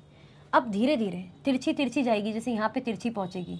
अब जहाँ पे सन की रेज तिरछी पहुँचेगी, टेढ़ी होगी, स्लैंट होगी, तो वहाँ पे इतनी गर्मी नहीं होगी। अब जहाँ पे बहुत ही ज़्यादा मुश्किल है दूर पहुँचने में, बिल्कुल देखो यहाँ तक पहुँच ही नहीं पा रही ढंग से, या यहाँ तक, ये देखो, तो ये एरिया कैसे रहेंगे? अब जहाँ पे हीट नहीं पहुँच पा रही, सन की रेज डेली की जो मिलती है वो पहुँच ही नहीं पा रही, तो वो एरिया कैसा रहेगा? बिल्कुल -डिग्री में, ठंडा, बर्फीला एरिया, पूरा मतलब बर्फ ही बर्फ, बड़ी बड़ी आइस शीट्स रहेंगी, ठीक है। तो सन की रेज बीच में डायरेक्ट आती है, तो हमने देखा था वो एरिया सही रहता है, मतलब वहाँ पे सन रेज होती तो मॉडरेट ऐसा टेम्परेचर रहता है, भाई गर्म रहेगा इस तरीके का।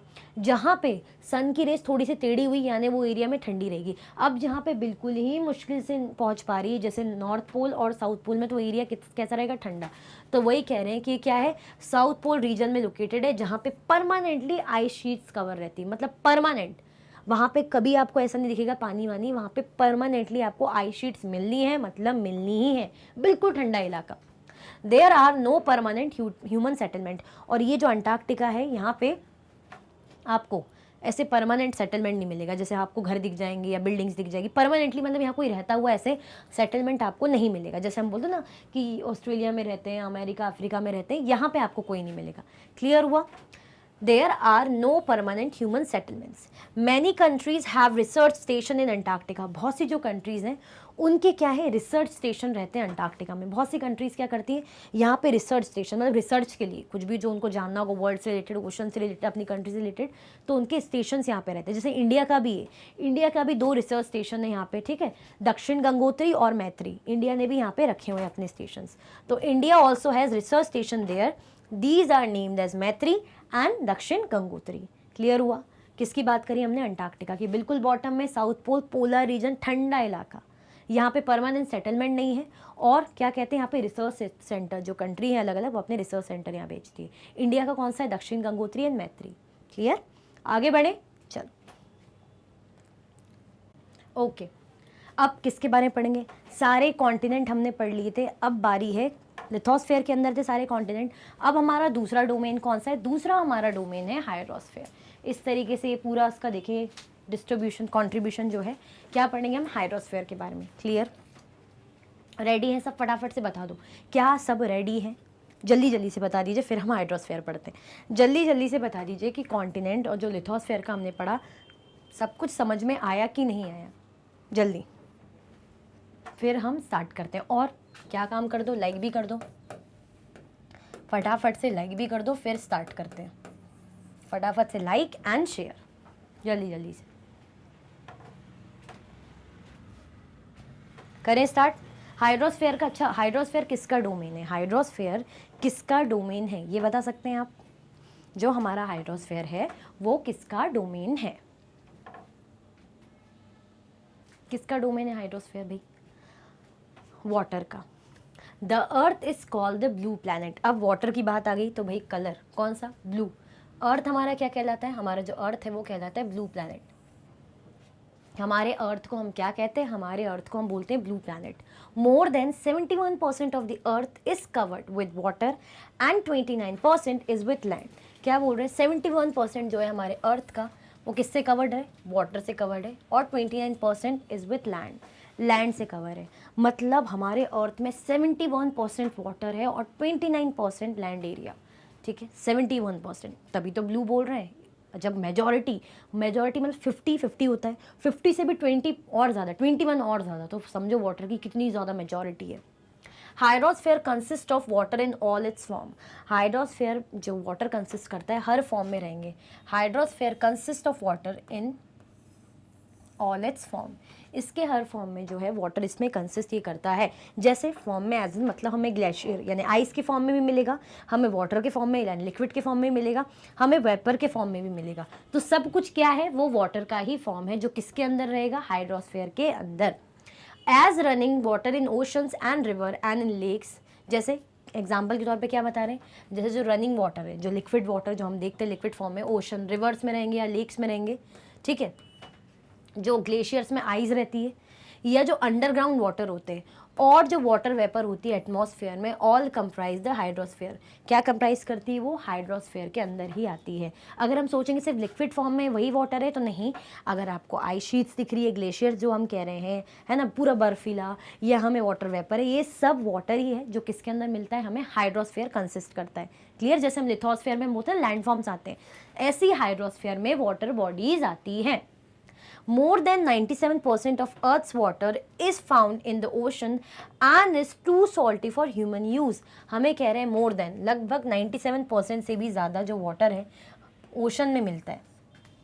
देखो ऑलमोस्ट 97.2 लगाया है यहाँ पे, कितना 97.2,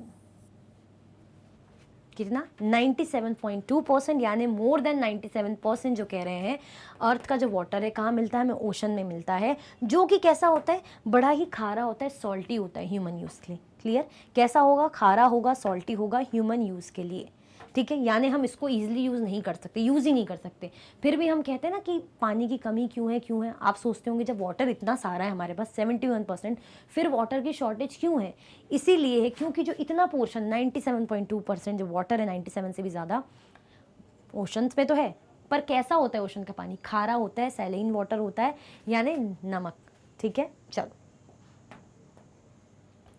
a large proportion of the rest of the water is in the form of ice sheets and the glaciers or under the ground, and a very small percentage is available as a fresh water for human use. Hence, despite being a blue planet, we face a shortage of water. अगर आपसे कोई question कर ले कि भाई जब हम हमें कह रहे हैं कि हमारा ब्लू प्लैनेट है, दैट मीन्स हमारे यहाँ वाटर बहुत है, तो क्यों हम वाटर की शॉर्टेज को फेस करते हैं, किस लिए करते हैं भाई, इसीलिए करते हैं। क्यों, ये देखो, क्योंकि जो हमारे पास फ्रेश वाटर है, जो कि सूटेबल कह लीजिए, चलो सूटेबल फॉर ह्यूमन, जो किसके लिए सूटेबल है, ह्यूमन यूज़ के लिए, जो कि किसके लिए सूटेबल है, ह्यूमन यूज़ के लिए, तो सिर्फ कितना है 0.03, कितना है, सिर्फ मात्र 0.03% ही सिर्फ फ्रेश वाटर है। तो आप इस पे ना जाके 71 या 97 इस पे ना जाके आप इस पे फोकस करो, तब आपको समझ में आएगा कि क्यों हम कहते हैं पानी की इतनी कमी है, इतना शॉर्टेज है। क्लियर हुआ। A large proportion of rest of the water is in the form of ice sheets and glaciers और अंडर द ग्राउंड, जो लार्ज फॉर्म है और भी जो पोर्शन है वाटर का, वो कैसा मिलेगा हमें, आइस शीट्स के फॉर्म में मिलेगा, है ना, ग्लेशियर्स मतलब बर्फ बने हुए हैं, या कुछ अंडरग्राउंड वाटर जो अंदर है भाई ज़मीनों के अंदर। A very small percentage is available as fresh water, fresh water के तौर पे बहुत ही मिनिमम, बहुत ही कम परसेंटेज हमें अवेलेबल है, जो किसके लिए भाई सही है, ह्यूमन यूज़ के लिए, जो किसके लिए सूटेबल है, ह्यूमन यूज़ के लिए, ठीक है। Hence, despite being a blue planet, we face a shortage of water. इसीलिए हम जो कहते हैं कि भाई हमारा जो प्लानट है ब्लू प्लानट है, हमें वाटर शॉर्टेज हम फेस करते हैं, just because of this reason, because we have fresh water only 0.03%, जिसको भी हम क्या करते हैं भाई, पॉल्यूट करते हैं, ख़राब करते हैं, वेस्ट करते हैं। क्लियर आया समझ में, कोई कन्फ्यूजन, दिक्कत तो नहीं। चलो, किसके बारे में पढ़ रहे हैं हम, हाइड्रोस्फेयर के बारे में। चलो, अब ये बहुत ही इंटरेस्टिंग सा, बहुत ही इजी क्वेश्चन है। जस्ट आपको खुद ये स्क्वायर्स को काउंट करना है। कह रहे हैं कि काउंट द स्क्वायर, ये जो फिगर में हमें स्क्वायर्स दिए ना, ये अलग अलग टाइप के, इनको हमें काउंट करना है। एंड आंसर द फॉलोइंग, और इनको क्या करना है, आंसर करना है। हमसे कह रहे हैं नेम द लार्जेस्ट कॉन्टिनेंट, आप बताइए इसमें से सबसे ज़्यादा बड़ा कॉन्टिनेंट कौन सा है। अच्छा काउंट नहीं भी करो तो हमने तो पढ़ा है अभी, हमने तो अभी पढ़ा है कि सबसे ज़्यादा लार्जेस्ट कॉन्टिनेंट कौन सा है, सबसे बड़ा कॉन्टिनेंट अलग ही दिख रहा है। अगर नहीं भी याद हो तो आप ये देख पा रहे हो ना, अलग ही दिख रहा है आपको। ये देखो ये पूरे जो बॉक्सेस हैं ये क्या है, एशिया, अलग ही आपको एशिया सबसे बड़ा दिख रहा है सब में। एशिया क्या है, सबसे लार्जेस्ट कॉन्टिनेंट है वर्ल्ड का, तो एशिया हो जाएगा हमारा आंसर। क्या हो जाएगा हमारा आंसर, एशिया, यहाँ पे लिख देते हैं। फिर हमसे कह रहे विच इज़ लार्जर, बड़ा कौन सा है, यूरोप और ऑस्ट्रेलिया, यूरोप और ऑस्ट्रेलिया में से बड़ा कौन सा है, लार्जर कौन सा है, तो ये क्या है, ये यूरोप है और ये ऑस्ट्रेलिया दिख रहा है। तो आप चाहो तो ये तो कम है, स्क्वायर काउंट कर सकते हो, अदरवाइज वैसे भी दिख रहा है। देखो यूरोप के पास कितने स्क्वायर है, 1 2 3 4 5 6 7 8 9 10, 10 है। ऑस्ट्रेलिया में कितने, 1 2 3 4 5 6 7 8, ठीक है, तो 8 और 10, तो यूरोप बड़ा है और वैसे भी दिख ही रहा है हमें। तो इन दोनों में से कौन सा बड़ा है भाई, यूरोप, तो हमारा आंसर क्या हो जाएगा, यूरोप। क्योंकि हमने ये भी पढ़ा था कि ऑस्ट्रेलिया, अगर वैसे भी याद हो आपको, तो ऑस्ट्रेलिया क्या है, स्मॉलेस्ट कॉन्टिनेंट है। अगर आपको याद हो तो ऑस्ट्रेलिया क्या है, हमारा स्मॉलेस्ट कॉन्टिनेंट है। हमसे क्या बोल रहे हैं, लार्जेस्ट कॉन्टिनेंट कौन सा है, एशिया, स्मॉलेस्ट कौन सा है, जो है ऑस्ट्रेलिया, ठीक है। अब विच लार्जर पूछा है तो लार्जर तो इनमें से यूरोप है। क्लियर, आया समझ में, अच्छा है ना, इंटरेस्टिंग। ऐसे फन वे में से स्क्वायर से काउंट करो तो ऐसे भी लर्न हो जाएगा आपको, ठीक है। आगे बढ़े, चलो ओशंस। अब hydrosphere, hydrosphere means water bodies, that means हम ओशंस के बारे में पढ़ेंगे। अलग अलग ओशंस आपको दिख रहे हैं, पैसिफिक ओशन, ये आपको कौन से ओशन यहाँ पे दिख रहे हैं, चलो देखते हैं। पहले ओशंस देखते हैं फिर आगे बढ़ते हैं। ओशन है, पैसिफिक ओशन दिख रहा है, ओके। ये आपको अटलांटिक ओशन दिख रहा है, ठीक है। ये देखो सदर्न ओशन भी है, जिसको अंटार्कटिक ओशन भी कह रहे हैं क्योंकि साउथ में। आर्कटिक ओशन देखो एक ये है, ये इंडियन ओशन, और ये पैसिफिक ही है। कितने ओशन है, 5। कितने ओशन दिख रहे हैं हमें, 5 ओशन दिख रहे हैं। तो ज़रा ओशन के बारे में पढ़े, क्या कहते हैं। Oceans are the major part of hydrosphere, they are all interconnected. Oceans क्या है, मेजर पोर्शन क्रिएट करते हैं, मतलब मेजर पोर्शन, जो मेजर पार्ट है हाइड्रोस्फेयर का, ओशन। बिल्कुल, कितना हमने देखा था, मोर देन 97% है ना, मोर देन भाई 97% वाटर रहता है इसमें। जब मोर देन 97% इसमें वाटर रहेगा तो ऑब्वियसली ये क्या है, लार्ज जो है एरिया कवर करता है। इतना सारा क्या दिख रहा है आपको, ओशन है। साथ में ये कह रहे हैं कि जो ओशंस है ना, ये एक दूसरे से इंटरकनेक्टेड है, मतलब एक दूसरे से जुड़े हुए हैं। तो ज़रा देखिए भाई, जुड़े हुए हैं कि ऐसे ही बोल रहे हैं, तो देखो इस तरीके से ये पूरा यहाँ से यहाँ क्या है, जुड़े हुए हैं। हाँ जी बिल्कुल, हमें जुड़े हुए दिख रहे हैं। The ocean waters are always moving. जो ओशन का वाटर होता है, जो पानी होता है ओशन का, कैसा रहता है, हमेशा मूव करता रहता है। किस फॉर्म में मूव करेगा, जैसे हम बोलेंगे टाइड्स आती हैं या वेव्स के फॉर्म में, तो इस तरीके से क्या रहता है, मूव करता ही रहता है। तो the ocean water are always moving. हम देखते हैं ऐसे लहर आती है, क्या आपको ऐसे दिखता है, ऐसे रखा हुआ पानी, बिल्कुल ऐसे सिंपल मूव करेगा, ऐसे ऐसे लहर आएंगी भाई, टाइड्स आएंगी, ठीक है। ओशन करेंट्स होते हैं वो आएंगे। तो ये सब क्या है, 3 चीफ जो है मूवमेंट है ओशन वाटर के। ओशन वाटर के चीफ मूवमेंट्स क्या है, देखो चल लिखते हैं। Chief movement of ocean water, कौन से क्या क्या बताया इन्होंने। पहला हमसे कह रहे हैं ओशन करेंट्स,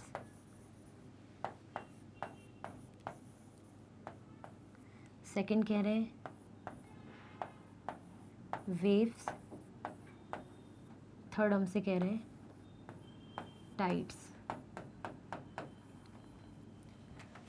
मूवमेंट मतलब जैसे मैं मूव कर रही हूँ, इधर से उधर चल रही हूँ, that means I am moving. क्या कर रही हूँ, मैं अपनी बॉडी को मूव कर रही हूँ। ऐसे ही हम बात करें जो किसकी, ओशंस की, तो ये भी मूव करता है। ऐसा नहीं कि आपको एक जगह ऐसे दिखेगा स्थिर पानी, मूव करते हैं। कैसे, ओशन करंट्स के फॉर्म में, वेव्स के फॉर्म में या टाइड्स के फॉर्म में। 3 तरीकों से इन्हें डिवाइड करा इनके मूवमेंट को। हम बोलते हैं ना ऐसे भाई लहरें आ रही हैं, या ओशन करंट्स या टाइड्स। क्लियर हुआ, आया समझ में। टाइड्स को तो बोलते हैं ज्वार भाटा, इस तरीके से कुछ बोलते हैं। क्लियर हुआ, आया समझ में।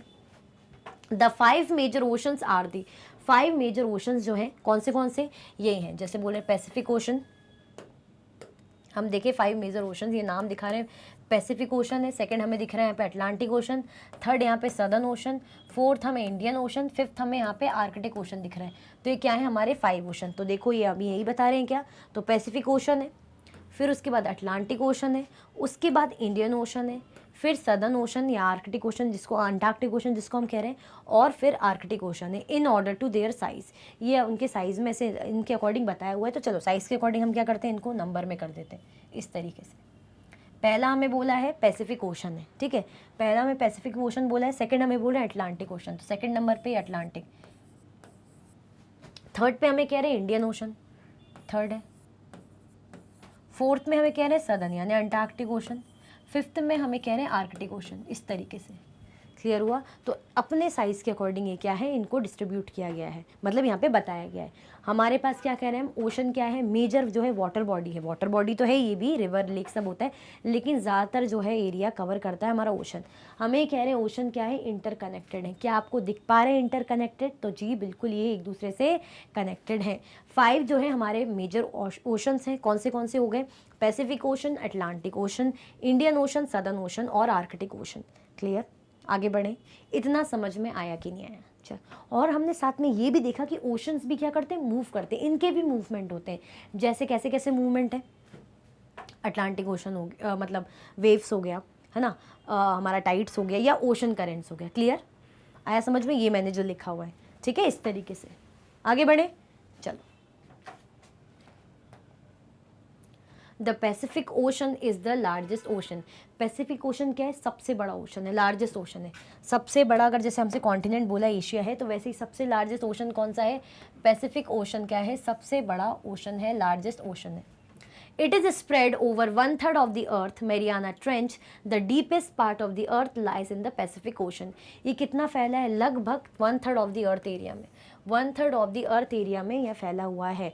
और मैरियाना ट्रेंच अभी हमने पढ़ा था ना थोड़ी देर पहले, ये क्या है, अर्थ का डीपेस्ट पॉइंट है। कितना अंदर तक है, लगभग हमने देखा था 11,022 मीटर है ना, 11,022 मीटर हमने ऑलमोस्ट इसकी डेप्थ देखी थी।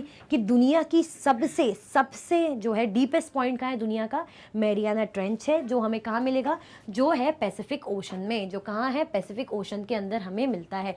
कितना फैला है अर्थ में, ऑलमोस्ट 1/3 पोर्शन में। क्लियर, लार्जेस्ट ओशन है हमारा पैसिफिक ओशन। कहाँ दिख रहा है हमें पैसिफिक ओशन, मैप में लोकेट करो, ये देखो ये पैसिफिक ओशन है, और यहाँ भी लिखा है, मतलब दुनिया गोल है, तो इस तरीके से पूरा आप ऐसे समझ लो, ऐसे फैला है। हमें इस तरफ का दिखा रहा है, तो आप सोच रहे हैं ना 2 तरफ है क्या, पूरा गोल है इस तरीके से, तो वहाँ से ही मिलता होगा round. Clear, the Pacific ocean is almost circular in shape. जो पैसिफिक ओशन है इसका ऑलमोस्ट शेप कैसा है, सर्कुलर शेप का मिलेगा हमें। किस शेप का मिलेगा, ऑलमोस्ट ऐसे सर्कुलर, ऐसे गोल, ठीक है, एग्जैक्ट नहीं बोल रहे, ऑलमोस्ट हमें इस शेप का दिखता है। Asia, Australia, north and south America surrounded.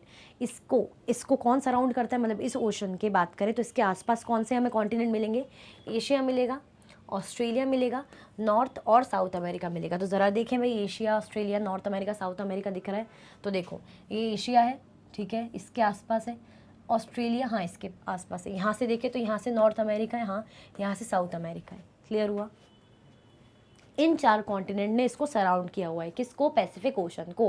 Clear हुआ, आया समझ में। Look at the map and find out the location of the continent and around the Pacific ocean. तो वो हम ऑलरेडी देख ही चुके हैं। कौन से मैप है, यहाँ से दिखा रहे हैं इसके आसपास एशिया है, ऑस्ट्रेलिया है, यहाँ से दिखा रहे हैं नॉर्थ अमेरिका और साउथ अमेरिका है। क्लियर, चलो आगे बढ़े। The Atlantic ocean. Atlantic ocean is the second largest ocean in the world. Atlantic ocean क्या है, वर्ल्ड का सेकेंड लार्जेस्ट ओशन है, दुनिया का सबसे बड़ा, दूसरे नंबर का सबसे बड़ा ओशन है। कौन सा, अटलांटिक ओशन है। सबसे पहला हमने क्या देखा, पैसिफिक ओशन। इसका शेप कैसे बता रहे हैं, ये एस शेप का है। अच्छा, ओशंस का भी शेप है, हाँ होता होगा, नेचुरली ऐसा बना होगा। तो ज़रा मैप में लोकेट करते हैं, देखते हैं कैसे ये एस शेप का बन रहा है। जैसे हमने उसका देखा ना अभी, पैसिफिक ओशन का सर्कुलर, इसका देखते हैं एस बना पा रहा है नहीं बना पा रहा। ज़रा देखें भाई, ये देखो ये अटलांटिक ओशन है, हमसे कह रहे हैं एस शेप का है, ज़रा देखें ज़रा, ये देखो ऐसे बन रहा है ना एस शेप, इस तरीके से यहाँ से ऐसे जा रहा है और यहाँ से इस तरीके से। क्लियर, तो अटलांटिक ओशन कैसा है, एस शेप का है ऑलमोस्ट। क्लियर, चल। Atlantic ocean is the second largest ocean in the world और कैसा है, एस शेप का है। It is flanked by the North and South America on the western side and Europe and Africa on the eastern side. ये कैसे flanked है, मतलब किस तरीके से घुमा हुआ है, हमें कह रहे हैं इस तरीके से, यहाँ से देखो, यहाँ से कह रहे हैं ये नॉर्थ अमेरिका से, यहाँ से नॉर्थ अमेरिका आ रहा है, यहाँ से साउथ अमेरिका की वो आ रहा है, ठीक है, इस तरीके से मुड़ गया है, यहाँ से जो है यूरोप का आ रहा है और अफ्रीका का आ रहा है। तो इस तरीके से इसका शेप कैसा बन रहा है, एस बन रहा है, दिख रहा है ना, ऐसे नॉर्थ अमेरिका, साउथ अमेरिका, ऐसे यूरोप और अफ्रीका की तरफ से ये ऐसे ऐसे ऐसे हो जा रहा है। क्लियर हुआ? तो इसलिए इसका शेप कैसा है, एस शेप का है।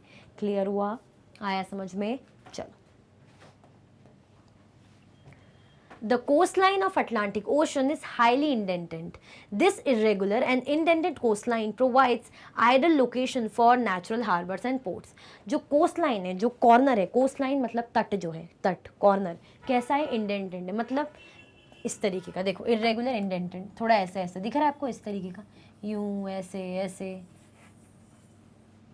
इस तरीके का irregular है। तो जिसके कारण क्या हो रहा है, यहाँ पे हार्बर और पोस्ट मतलब पोर्ट, मतलब यहाँ पे जो है पोर्ट वगैरह होते हैं ना, जैसे हम बोलते हैं नाव वगैरह रुकती हैं, बड़ी बड़ी शिप आती हैं, ट्रेड करती हैं, एक जगह से दूसरी जगह से सामान लेकर आएंगे, सामान ढोएंगे, यहाँ से उठाएंगे, एक जगह से खरीदा बहुत सारा बल्क में सामान, फिर सी के रास्ते, समुद्र के ओशन के रास्ते भाई दूसरी कंट्री में ले आते हैं। तो ये बहुत बढ़िया है। तो बिजनेस पॉइंट ऑफ व्यू से इसको, या कॉमर्स पॉइंट ऑफ व्यू से क्या है, ये एक बिजिएस्ट ओशन माना जाता है। कॉमर्स पॉइंट ऑफ व्यू से बढ़िया ओशन है कॉमर्स के अंदर ट्रेड आता है। ट्रेड मतलब व्यापार करना, खूब सारा सामान यहाँ से ढो के ले जाना, उठा के ले जाना और दूसरी जगह बेचना, या दूसरी जगह से सामान खरीद के ले जाना, दूसरी जगह लाना। तो उस हिसाब से भाई जो ओशन है, कौन सा, अटलांटिक ओशन, इसको क्या माना जाता है, बिजिएस्ट ओशन माना जाता है, क्योंकि भाई इसकी जो कोस्ट लाइन है इरेगुलर इंडेंटेड है। क्लियर हुआ? आया समझ में? कोई कंफ्यूजन, दिक्कत तो नहीं? चलिए, द इंडियन ओशन। अब किसके बारे में देखेंगे हम, इंडियन ओशन के बारे में देखेंगे। तो क्या बता रहे हैं, the Indian ocean is the only ocean named after a country that is India. Indian ocean सिर्फ ओनली एक ऐसा ओशन है जिसका नाम किसके, कंट्री के नाम के बाद पड़ा है, that is India. The shape of ocean is almost triangular. जो शेप है इस ओशन का कैसा है, ट्राइंगुलर शेप का है। शेप कैसा है इस ओशन का, ट्राइंगुलर शेप है। ज़रा देखें भाई, क्या हमें दिख रहा है ट्राइंगुलर, चेक करते हैं। देखो इंडियन ओशन ऑलमोस्ट, ऐसा नहीं कि एग्जैक्ट, ये देखो यहाँ से ऐसे बन रहा है, थोड़ा सा ऐसे जा रहा है, इस तरीके से ऐसे बन रहा है, इस तरीके से ट्राइंगुलर ऑलमोस्ट। तो यहाँ से इस तरीके से ट्राइंगुलर शेप का है, जैसे हमने इसको ऐसे शेप का देखा था, ऐसे थोड़ा सा ट्राइंगुलर दिख रहा है। तो इंडियन ओशन कैसा है भाई, ट्राइंगुलर शेप का है। क्लियर? ऑलमोस्ट। आगे बढ़ते हैं। The shape of ocean is almost triangular. In the north it is bound by Asia, in the west Africa and in the east by Australia. मतलब बोल रहे हैं कि इस तरीके का इसका शेप है।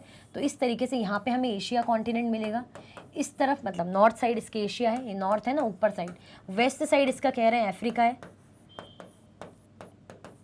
और इसके ईस्ट साइड मिलेगा Australia.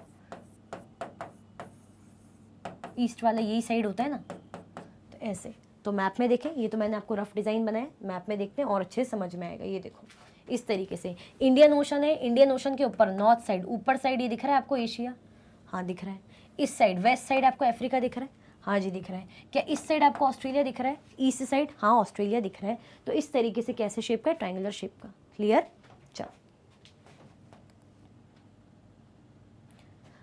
The southern ocean encircles the continent of Antarctica and extend northward to 60 degree south latitude. अब ये कह रहे हैं कि क्या है, जो सदर्न ओशन है, सदर्न ओशन जो है इसको, इसकी बात करें अंटार्कटिका की, जो बोल रहे हैं of Antarctica and extend northward to 60 degree south latitude. अब किसकी बात आ गई, सदर्न ओशन की। सदर्न ओशन ये इसका देख लिया हमने इंडियन ओशन का, ये रहा सदर्न ओशन, ये देखो इस तरीके से ये दिख रहा है, ये रहा, ये क्या है, सदर्न ओशन है, यानी अंटार्कटिक ओशन है नीचे साइड जो है पूरा साउथ में, उसके बारे में क्या बता रहे हैं ये। The southern ocean encircles the continent of Antarctica. Southern ocean पूरी तरीके से अंटार्कटिका के आसपास है, वो हमें दिख ही रहा है। And extend northward to 60 degree south latitude, मतलब साउथ के लैटिट्यूड में, साउथ साइड लैटिट्यूड में लगभग कितना, 60 डिग्री तक थोड़ा सा एक्सटेंडेड है, फैला हुआ है। क्लियर हुआ? The Arctic Ocean is located within the Arctic Circle and surrounds the North Pole. अब फिफ्थ कौन सा है हमारा, आर्कटिक ओशन है। आर्कटिक ओशन क्या बोल रहे हैं, ये लोकेटेड है within the Arctic Circle. Arctic Circle के अंदर हमें लोकेटेड मिलेगा, मतलब उसके आसपास हमें मिलेगा। सराउंड्स द नॉर्थ पोल, जो नॉर्थ पोल को सराउंड, नॉर्थ पोल को कवर करके रखा है, उसके आसपास है, सराउंडेड है। ये अभी हम देखेंगे, पहले इसको पढ़ लेते हैं। It is connected with the Pacific Ocean by a narrow stretch of shallow water known as Bering Strait। ये कह रहे हैं कि पैसिफिक ओशन से जो हमारा आर्कटिक ओशन है कनेक्टेड है, जुड़ा हुआ है एक पतली सी जो है नैरो स्ट्रेट के थ्रू, नैरो पतली सी स्ट्रेच के थ्रू ये कनेक्टेड है, जिसको बोलते हैं बेरिंग स्ट्रेट। अच्छा मुझे ये बताओ, स्ट्रेट और हमने इसमस पढ़ा था, तो स्ट्रेट के बारे में हमने क्या बोला था कि ऐसी नैरो जो वाटर बॉडी को क्या करता है, ऐसी नैरो स्ट्रिप जो क्या करती है, बड़ी बड़ी लार्ज वाटर बॉडी ओशन या सी को कनेक्ट करती है। तो ऐसे ही भाई आर्कटिक ओशन को और पैसिफिक ओशन को पतली सी जो स्ट्रिप कनेक्ट कर रही है, इसको क्या बोलते हैं, स्ट्रेट। नाम क्या दिया इसको, बेरिंग स्ट्रेट। क्लियर हुआ, पैसिफिक ओशन से जुड़ रहा है। It is bounded by northern coast of North America and Eurasia. इसके आसपास क्या मिलेगा हमें, नॉर्थ अमेरिका और यूरेशिया मिलेगा। यूरेशिया मतलब यूरोप और एशिया। ज़रा देखिए, अब देखते हैं मैप की तरफ। अब मैप से समझेंगे क्या क्या कह रहे हैं, किसके बारे में कह रहे हैं, आर्कटिक ओशन के बारे में कह रहे हैं। ये हमारा आर्कटिक ओशन है, ये देखो इस तरीके से फैला हुआ है, इसने नॉर्थ पोल को सराउंड कर रखा है, नॉर्थ पोल के सराउंडेड है। ये देखो नॉर्थ पोल यहाँ बिल्कुल मिडिल में, ठीक है, नॉर्थ पोल के सराउंडिंग में। क्या कह रहे हैं आर्कटिक ओशन के बारे में, यहाँ हमें बताया कि पैसिफिक ओशन से एक पतली सी स्ट्रिप के थ्रू जुड़ा हुआ है, जिसको स्ट्रेट बोलते हैं। कौन सा स्ट्रेट, बेरिंग स्ट्रेट, ठीक है, इस तरीके से जुड़ा हुआ है। अब कह रहे हैं यहाँ पे इसके आसपास हमें क्या मिलता है, नॉर्थ अमेरिका मिल रहा है और साथ में यूरेशिया मिल रहा है। तो ज़रा देखें, ये नॉर्थ अमेरिका है, ये है नॉर्थ अमेरिका यहाँ पे, और यहाँ पे क्या यूरेशिया दिख रहा है, मतलब यहाँ पे यूरोप है और यहाँ पे एशिया है। दिख रहा है कि नहीं दिख रहा, दिख रहा है कि नहीं दिख रहा, ठीक है, इस तरीके से। इसलिए मैंने पहले रीड करा, उसके बाद मैप में आपको बताया। तो ये कौन सा ओशन था हमारा, Atlantic ocean, Arctic ocean sorry.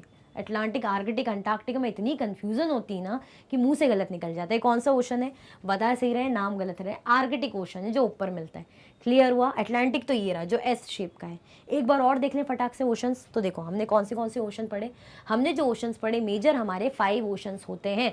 कौन से हमारा, पहला हमने देखा पैसिफिक ओशन, फिर सेकंड हमने देखा अटलांटिक ओशन सेकंड नंबर पे, फिर हमने थर्ड में देखा इंडियन ओशन, फिर हमने देखा सदर्न ओशन यानी अंटार्कटिक ओशन फोर्थ में, फिर last but not the least हमने देखा आर्कटिक ओशन।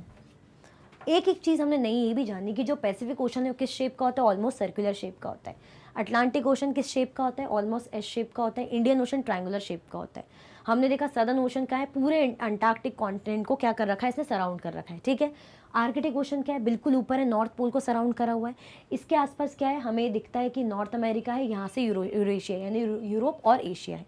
क्लियर, हमने देखा कि जो आर्कटिक ओशन है वो किससे कनेक्टेड है, पैसिफिक ओशन से एक नैरो स्ट्रिप के थ्रू कनेक्टेड है, जिसको स्ट्रेट बोलते हैं। जब बड़े बड़े दो वाटर बॉडीज एक दूसरे से कनेक्ट होते हैं एक नैरो स्ट्रिप के जरिए, उसको स्ट्रेट बोलते हैं, जिसका नाम क्या है, बेरिंग स्ट्रेट। क्लियर हुआ, ये समझ में आया कि नहीं आया। तो ये हमारे क्या थे, 5 ओशंस, जो क्या है, किसका पार्ट है, वाटर बॉडीज मतलब हाइड्रोस्फेयर। किसके अंदर की चीज़ पढ़ रहे थे अभी हम, हाइड्रोस्फेयर के अंदर का पूरा सब हमने पढ़ा। आई होप क्लियर हुआ होगा। और इम्पॉर्टेंट चीज़ हमने क्या देखी, जो सारे ओशन से क्या हैं, एक दूसरे से इंटर कनेक्टेड हैं, है कि नहीं। क्लियर है, कोई कन्फ्यूजन दिक्कत तो नहीं यहाँ तक, फटाफट से बताओ, फटाफट से बता दो ये सारे क्या है, कनेक्टेड है, कोई कन्फ्यूजन दिक्कत तो नहीं, ठीक है। अच्छा अभी तक आप लोगों ने लाइक किया कि नहीं किया, फटाफट से लाइक कर दो। चलो इस कलर से नहीं लिखेंगे, दिखता ही नहीं है आप लोग को, नहीं तो आप लोग बोलोगे। लाइक कर दो और शेयर कर दो, देखो कलर भी चेंज नहीं हो रहा। लाइक करो और शेयर करो, फटाफट से लाइक करो और शेयर करो, फिर आगे बढ़ते हैं। ये हमने क्या क्या पढ़ लिया, लिथोस्फेयर पढ़ लिया, हाइड्रोस्फेयर पढ़ लिया, ठीक है, आगे बढ़े। चलो भाई, इस तरीके से कहाँ था हमारा, ये लास्ट था, हमने ये देख लिया था। उसके बाद ये सदर्न ओशन, ये आर्कटिक ओशन। स्टार्ट करें, आगे बढ़े, चलो। ओके, नाउ अब एटमॉस्फेयर पढ़ेंगे। The earth is surrounded by a layer of gas called the atmosphere. Earth जो हमारी पृथ्वी है उसको किसने सराउंड कर रखा है, उसको एटमॉस्फेयर ने सराउंड कर रखा है। देखो हमने 2 डोमेन पढ़ लिए, हमने लैंड का लिथोस्फेयर का पढ़ लिया, हमने उसके बाद वाटर हाइड्रोस्फेयर का पढ़ लिया। अब बारी है एयर की, किसकी बारी है, अब एयर की बारी है। तो ठीक है भाई, अब ये हमने ये देखो ये अर्थ बनाया। अब एटमॉस्फेयर की लेयर किस तरीके से बोल रहे हैं, अर्थ में जो गैस की लेयर वो कवर करके रखती है। अर्थ बोलता है कि मुझे भाई कवर करके रखो, मुझे ना दिक्कत हो जाएगी नहीं तो अगर तुमने कवर नहीं किया। तो जो एटमॉस्फेयर बोलता है कि ठीक है मैं आपको कवर करूँगा, I will help you, I will protect you, don't worry at all. तो इस तरीके से भाई अर्थ को वो कवर करता है, ऐसे इस तरीके से। अब मेरा सर्कल इतना अच्छा नहीं बन रहा, बट आप जैसे इसका आइडिया लगाओ कि इसी तरीके से ये ऐसे कवर करता है, ठीक है।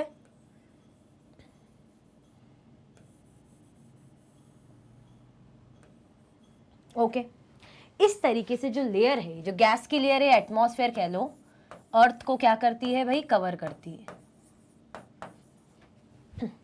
अर्थ को क्या करती है, कवर करती।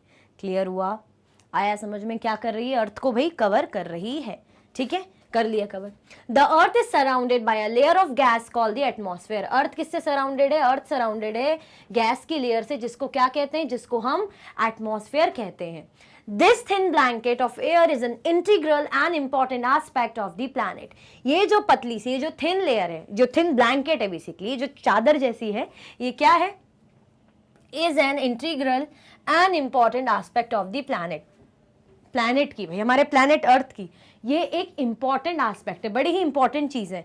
क्यों है, हमने ये तो क्या हो रहा है, ये हमारे चैप्टर का कंप्लीट रिवीजन हो रहा है, दैट मीन्स हो तो रिवीजन ही रहा है। तो जब हमने चैप्टर पढ़ा था तो मैंने बताया था आपको क्या है, ये जो लेयर है ये अर्थ को प्रोटेक्ट कर रही है। अर्थ को प्रोटेक्ट करी क्योंकि सन की जो हीट आएगी, जो ऐसे हीट जो रेज आएगी एकदम से, तो उससे हम क्या हो जाएंगे, जले हुए केक जैसे बन जाएंगे। अगर ये चादर, जो ब्लैंकेट किसकी, एटमॉस्फेयर की, गैस की ब्लैंकेट अर्थ को प्रोटेक्ट नहीं करेगी तो हम जले हुए केक की तरह हो जाएंगे, मतलब हम जल जाएंगे, एक्सट्रीम हीट हो जाएगी। तो चीज़ों को बैलेंस रखने के लिए, एकदम से भाई हम जले ना, चीज़ें बैलेंस रहे, सन की रेज भी भाई ज़रूरी है, कपड़े नहीं सूखेंगे, है ना, कपड़े कैसे सूखेंगे भाई, ठंडियों में, बारिश के टाइम कपड़े कैसे सूखेंगे, तो बड़ा ज़रूरी है। और ठंडियों में बढ़िया धूप में जो घूमना, जो हम सन बात लेते हैं, बोलते हैं, तो वो भी ज़रूरी है।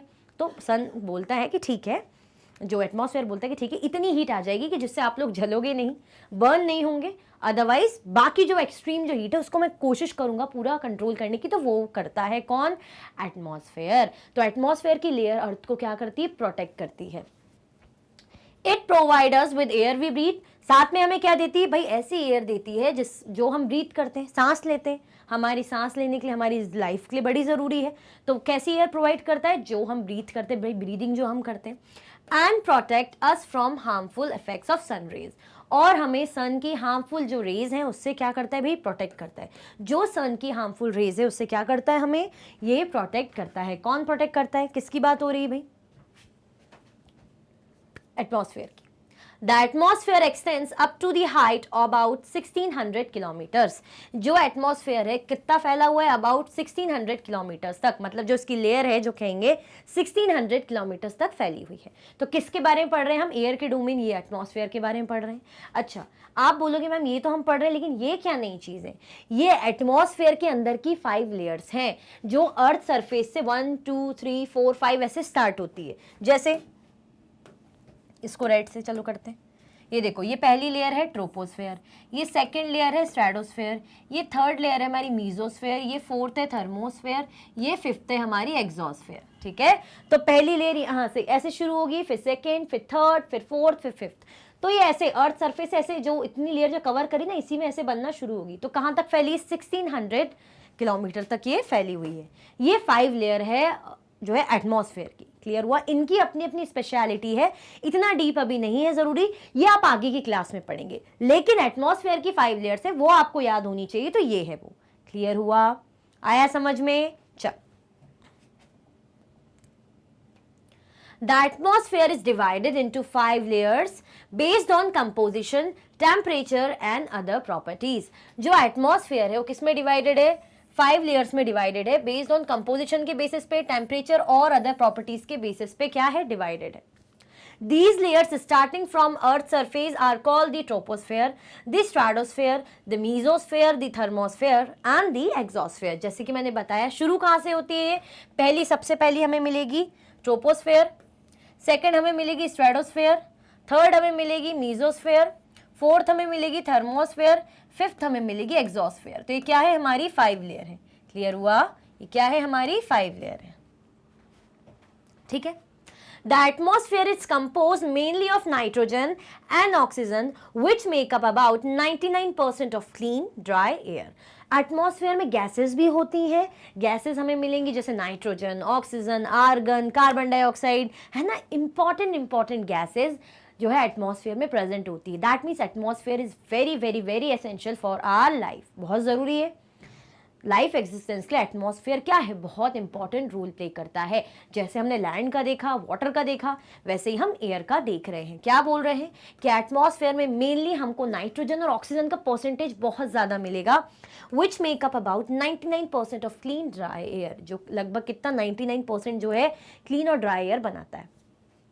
नाइट्रोजन का परसेंटेज कितना है, 78% जो है एयर, जो गैस के कंपोजिशन, एयर के कंपोजिशन में हमें नाइट्रोजन मिलेगा, 78% नाइट्रोजन है, ठीक है। उसके बाद 21% हमें ऑक्सीजन मिलेगी, और जो अदर गैसेस हैं जैसे कार्बन डाइऑक्साइड, आर्गन, वो क्या बन करेगी, कंप्राइज करेगी 1%, ठीक है। क्लियर हुआ, मतलब एक ही वॉल्यूम में साथ, मतलब उस तरीके से रहेगी।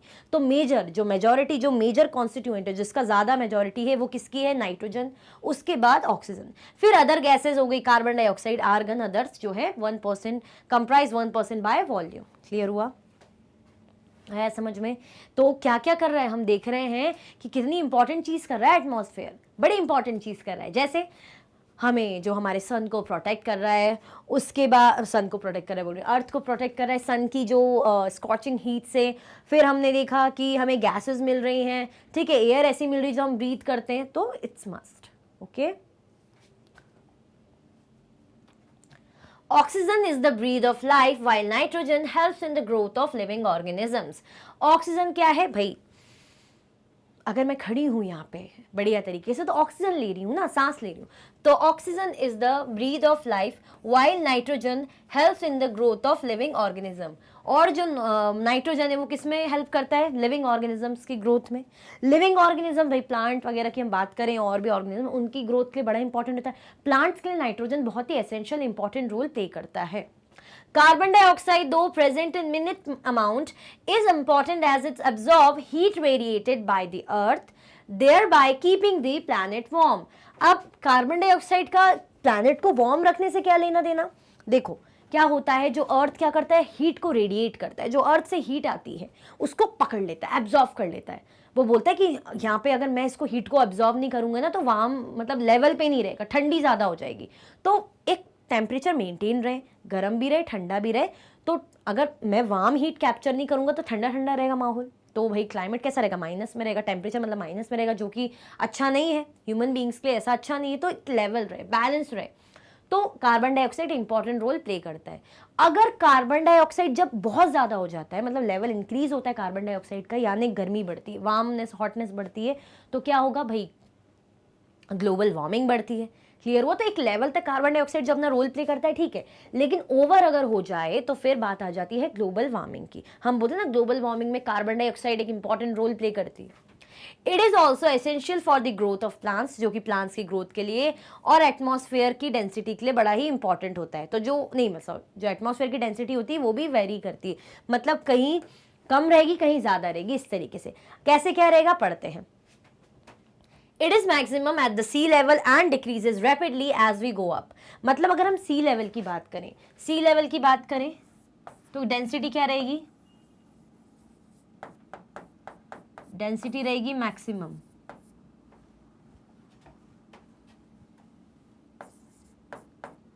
डेंसिटी क्या रहेगी, मैक्सिमम रहेगी अगर हम सी लेवल की बात करें।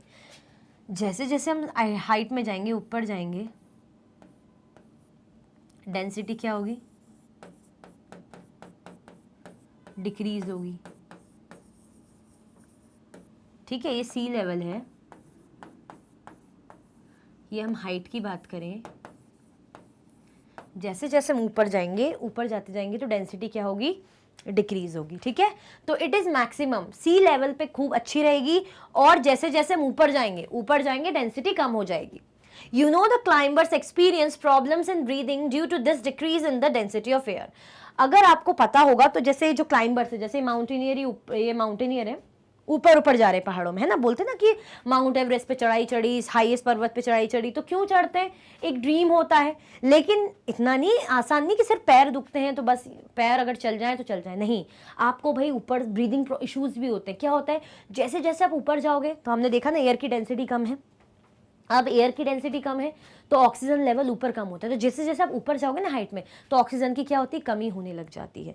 तो कई बार आपकी भाई डेथ होने के चांसेस भी रहते हैं, आप वीकनेस फील करते हो, आप भाई प्रॉपर ब्रीद नहीं कर पाते हो, तो क्या हो सकता है, आपको बहुत ज़्यादा दिक्कतें हो सकती हैं, है ना।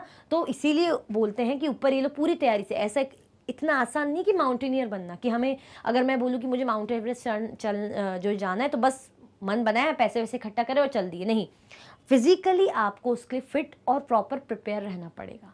क्लियर हुआ, आया समझ में। तो इतना आसान नहीं है, सब पूरी प्रिपरेशन के साथ जाना पड़ता है, क्योंकि जितनी हाइट में ऊपर आप जाते जाओगे ऑक्सीजन लेवल कम होता जाएगा और बहुत दिक्कत हो जाएगी।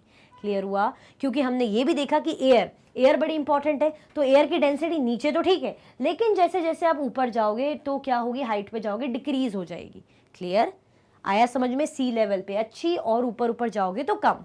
ठीक है, चलो। They have to carry with them oxygen cylinders to be able to breathe at height altitudes. इनको क्या करना पड़ता है, ऑक्सीजन सिलेंडर्स अपने पास रखने पड़ते हैं। क्यों रखने पड़ते हैं ऑक्सीजन, सांस लेने के लिए, जीवन जीने के लिए। अगर हम अपनी बात करें तो ऑक्सीजन इज मस्ट, ऑक्सीजन की जरूरत है भाई।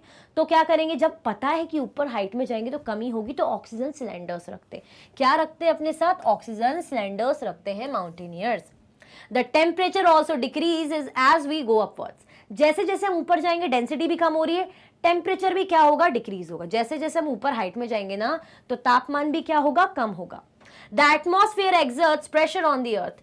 एटमॉस्फेयर क्या करता है, अर्थ में ऐसे ऐसे प्रेशर लगाता है, मतलब एक जैसे अर्थ है तो एटमॉस्फेयर ऐसे ऐसे इसको प्रेशर लगाता है अर्थ पे, ठीक है। तो atmosphere exerts pressure on the earth. This varies from place to place. Some areas experience high pressure and some areas low pressure. और जैसे ये जो प्रेशर है, किसी किसी एरिया में ज़्यादा देखने को मिलेगा, किसी किसी एरिया में जो प्रेशर है लो देखने को मिलेगा। Air moves from high pressure to low pressure, moving air is known as wind. अब विंड किसे कहते हैं, जब एयर कैसे, when air moves from high pressure, जब एयर मूव करती है high pressure to low pressure, जब एयर मूव करती है high pressure to low pressure, इसे हम क्या कहते हैं, इसे हम कहते हैं विंड। क्या कहते हैं हम इसे, हम तब इसे कहते हैं विंड। ठीक है, जब एयर मूव करती है high pressure to low pressure, then it is called wind. Clear, आया समझ में। डेंसिटी जब हम ऊपर जाते हैं एयर की कम होती है, सी लेवल पे ज्यादा होती है, ऊपर जाएंगे कम हो जाएगी। टेम्परेचर जैसे जैसे हम ऊपर जाएंगे क्या हो जाएगा, कम हो जाएगा। एयर जो प्रेशर है वो जगह टू जगह, प्लेस टू प्लेस वेरी करता है, एक जैसा नहीं रहेगा। कोई एरिया में हाई प्रेशर रहेगा, किसी एरिया में लो प्रेशर रहेगा। एयर जब मूव करती है high pressure area to low pressure area, उसको हम विंड कहते हैं। क्लियर, अब बायोस्फेयर, एटमॉस्फेयर पढ़ लिया, हाइड्रोस्फेयर पढ़ लिया, लिथोस्फेयर पढ़ लिया, दैट मीन्स हमने लैंड, एयर, वाटर के डोमेन ये पढ़ लिए हैं। नाउ डोमेन ऑफ लाइफ, क्योंकि बायोस्फेयर में ना एयर वाटर कुछ नहीं आएगा, इसमें लाइफ आएगी। अब जहां लाइफ आ रही है तो लाइफ के लिए एयर भी जरूरी है, वाटर भी जरूरी है, लैंड भी जरूरी है। तो इसीलिए हमारा बायोस्फेयर क्या है, डोमेन ऑफ लाइफ, जो तीनों के साथ काम करता है, जो तीनों को यूज करता है। ठीक है, The biosphere is the narrow zone of contact between the land, water and air. मतलब ये समझ लीजिए, लैंड, वाटर, एयर, ये है बायोस्फीयर। ये क्या है, बायोस्फीयर। इस तरीके से बायोस्फीयर है, तीनों को यूज करेगा, तीनों के बीच का एक नैरो जोन है, तीनों के बीच का मतलब ऐसा रहेगा, तीनों को यूज़ करेगा, लैंड को भी यूज़ करेगा, यहाँ से वाटर को भी यूज़ करेगा, एयर को भी यूज़ करेगा। आया समझ में। तो बायोस्फीयर क्या है, इन तीनों के बीच का नैरो जोन है। लाइफ जीने के लिए हमें लैंड की भी ज़रूरत पड़ेगी। आप ये सोचिए कि अगर मानिए आप वाटर को हटा दीजिए, वाटर पे आप ध्यान मत दीजिए, एयर पे ध्यान मत दीजिए, सिर्फ आपको लैंड से काम चलाना है, तो सिर्फ ज़मीन रहेगी दुनिया में, सिर्फ ज़मीन ही ज़मीन है, कॉन्टिनेंट ही कॉन्टिनेंट है, ना पानी है ना एयर है सांस लेने के लिए। क्या करोगे, सिर्फ ज़मीन से काम चल जाएगा? नहीं। अब आप इमेजिन करिए यहाँ पे जैसे हमने लैंड का बोल दिया, अब यहाँ पे ये कह लीजिए सिर्फ वाटर है, सिर्फ वाटर है, तो सिर्फ वाटर से काम चल जाएगा, ओनली वाटर से? और भी चीज़ें चाहिए पड़ेगी, सिर्फ वाटर से काम चल जाएगा क्या? पर नहीं, सिर्फ वाटर से काम नहीं चलेगा, आपको लैंड एयर दोनों चाहिए। सेम अगर हम एयर की देखें कि सिर्फ इन दोनों को इग्नोर करो, एयर से ही काम चलाओ, तो सिर्फ हवा, सांस, गैस इससे काम चल जाएगा? नहीं, हमें चाहिए तीनों का साथ। हमें क्या चाहिए? तीनों, ये भी चाहिए, ये भी चाहिए। तो ये तीनों अकेले अकेले बेचारे इंपॉर्टेंट तो हैं ऑब्वियसली, लेकिन इंडिविजुअली इनका यूज़ नहीं कर सकते, तो इनका यूज़ यहाँ होगा, ये तीनों साथ में मिलकर यहाँ यूज़ होंगे। तो इसको क्या बोलते हैं? बायोस्फीयर, जहाँ पे क्या होती है? लाइफ एग्जिस्ट करती है, जहाँ पे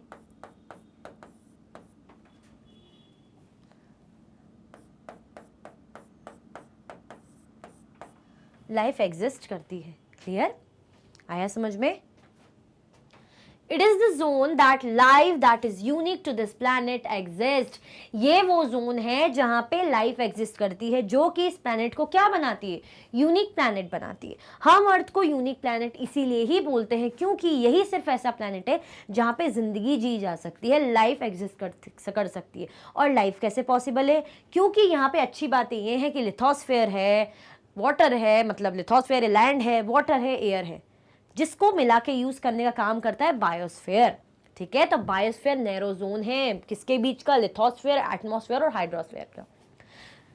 तो ये क्या है? In this zone that unique to this planet exist, there are several species of organisms that vary in size from microbes and bacteria to huge mammals.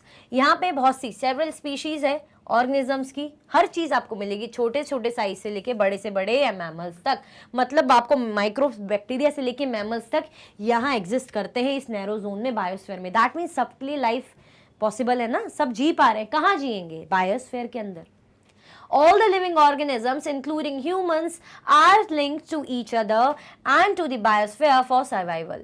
सारे जो living beings हैं, all the living organisms, including humans, are linked to each other and to the biosphere for survival. जो living organisms है, उसमें humans को include करें, ये क्या है? सबसे एक दूसरे से जुड़े हुए हैं, linked to each other and to the biosphere for survival. और किससे जुड़े हुए हैं? बायोस्फीयर से जुड़े हुए हैं अपने सर्वाइवल के लिए। क्लियर हुआ? आया समझ में? तो बायोस्फीयर क्या है? Domain of life. क्यों बोलते हैं बायोस्फीयर को डोमेन ऑफ लाइफ? इसीलिए बोलते हैं क्योंकि यहाँ पे लाइफ एग्जिस्ट करती है, और लाइफ एग्जिस्ट करना मतलब पानी को भी यूज करना, एयर को भी यूज करना और लैंड को भी यूज करना। क्लियर? चलो, The organisms in the biosphere may broadly be divided into the plant kingdom and animal kingdom. जो organisms हमें मिलते हैं बायोस्फीयर के अंदर, कौन कौन से मिलेंगे हमें? प्लांट किंगडम मिलते हैं और एनिमल किंगडम मिलते हैं। कौन से मिलते हैं? प्लांट किंगडम और एनिमल किंगडम। ठीक है, The three domains of the earth interact with each other and affect each other in some way or the other.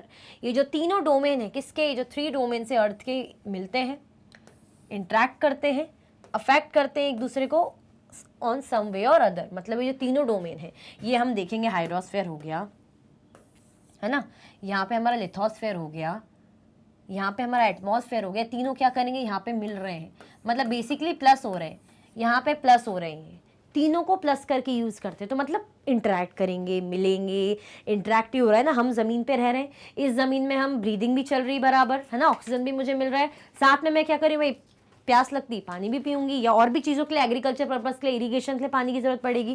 That means तीनों चीज़ें यहाँ पे इंटरेक्ट हो रही हैं।